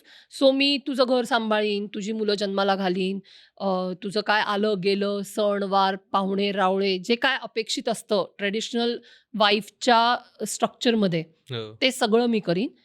माझ्या गरजांची ही लिस्ट आहे. हे तू पुरवणं लागतोस. जर हे तू पुरवलं नाहीस, तर तुझा आणि माझा डिव्होर्स होईल. मी दुसरा पुरुष शोधीन आणि मी त्याच्याबरोबर जाऊन राहीन. तुला जर काही बदलायचं नाहीये, तर मग मी कॉम्प्रोमाइजेस करून आयुष्य का जगू? मी कॉम्प्रोमाइजेस करून आयुष्य जगणार नाही. मला माझं आयुष्य उत्तम पद्धतीने जगायला हे पाहिजे. हे तू पुरवणार असशील तर चांगली गोष्ट आहे. पुरवणार नसशील तर मी चालले. ह्या स्ट्रक्चरचा स्वीकार करणाऱ्या मुली आता परदेशात दिसतात. बापरे, कुठे हां. चाललोय आपण? एक्झॅक्टली. सो ह्या दिशेने जर आपण गेलो, तर आपण खूप कॉम्प्लिकेटेड करून ठेवणार आहोत स्वतःसाठी. त्याच्यापेक्षा म्हणजे समानता किंवा पूरकता ह्याचा मार्ग हा आपल्याला सस्टेन करायला बेटर आहे. अननेसेसरी कॉम्प्लिकेटेड आपण गोष्टी करू जर आपण वेळीच सावरलो नाही आणि वेळीच हे समजून घेतलं नाही की भूमिका सोडून देणं गरजेचं आहे. हो. बायकांच्याही भूमिका असतील, पुरुषांच्याही भूमिका ज्या आहेत त्या सोडून द्या आणि एका पेजवर या, तर आपण पटकन सस्टेन होऊ. अदरवाईज हे असे म्हणजे असे परमिटेशन कॉम्बिनेशन्स, लग्नाचे वेगवेगळे पॅटर्न्स, त्याच्यातले एक्सपेरिमेंट्स हे आता ह्याच्या पुढच्या काळात झपाट्याने होणार. झपाट्याने होतील. म्हणजे ह्याच्याबद्दल तर मला काही शंकाच वाटत नाहीये. Yes, thank you so much Mukta. म्हणजे माझा जो पहिला प्रश्न होता, की खरं तर याला वेगळं करून बोलण्याची काय गरज आहे? आणि आता आधीच्या पुरुषांना तर मेंटल हेल्थ इश्यूज नव्हते, आत्ता एकदम कुठून आलेत? खरं तर त्याचं उत्तर मला या सगळ्यातनं मिळालं असं वाटतंय, की म्हणजे ज्या पद्धतीची समाजरचना काय आपण हंटर गॅदरर असताना होती, जिथे पुरुष आणि स्त्री म्हणून वेगवेगळी कामं होती आणि दोन्ही वेगवेगळे रोल्स होते. पण आता ज्या पद्धतीच्या समाजात आपण राहतोय, तिथेही दोन्ही रोल्स वेगवेगळे राहिलेलेच नसताना आपण जर आत्ता बदललो नाहीत, तर आतला हा सगळा गोंधळ होणार आहे आणि त्या दोन्हीवरती त्याचा प्रेशर येणार आहे. तर त्याचंच एक क्लॅरिटी खरं तर मिळाल्यासारखी वाटते. त्याच्यामुळे आपल्याच वरती येते. आपण किती बदलतो, लवकर स्वीकारतोय आणि लवकर पुढे त्यातनं जातोय. आपल्याच स्वतःसाठी ते सोपं होणार आहे आणि अर्थात पुढच्या जनरेशनसाठी. Thank you so much. Thank you so much. मजा आली.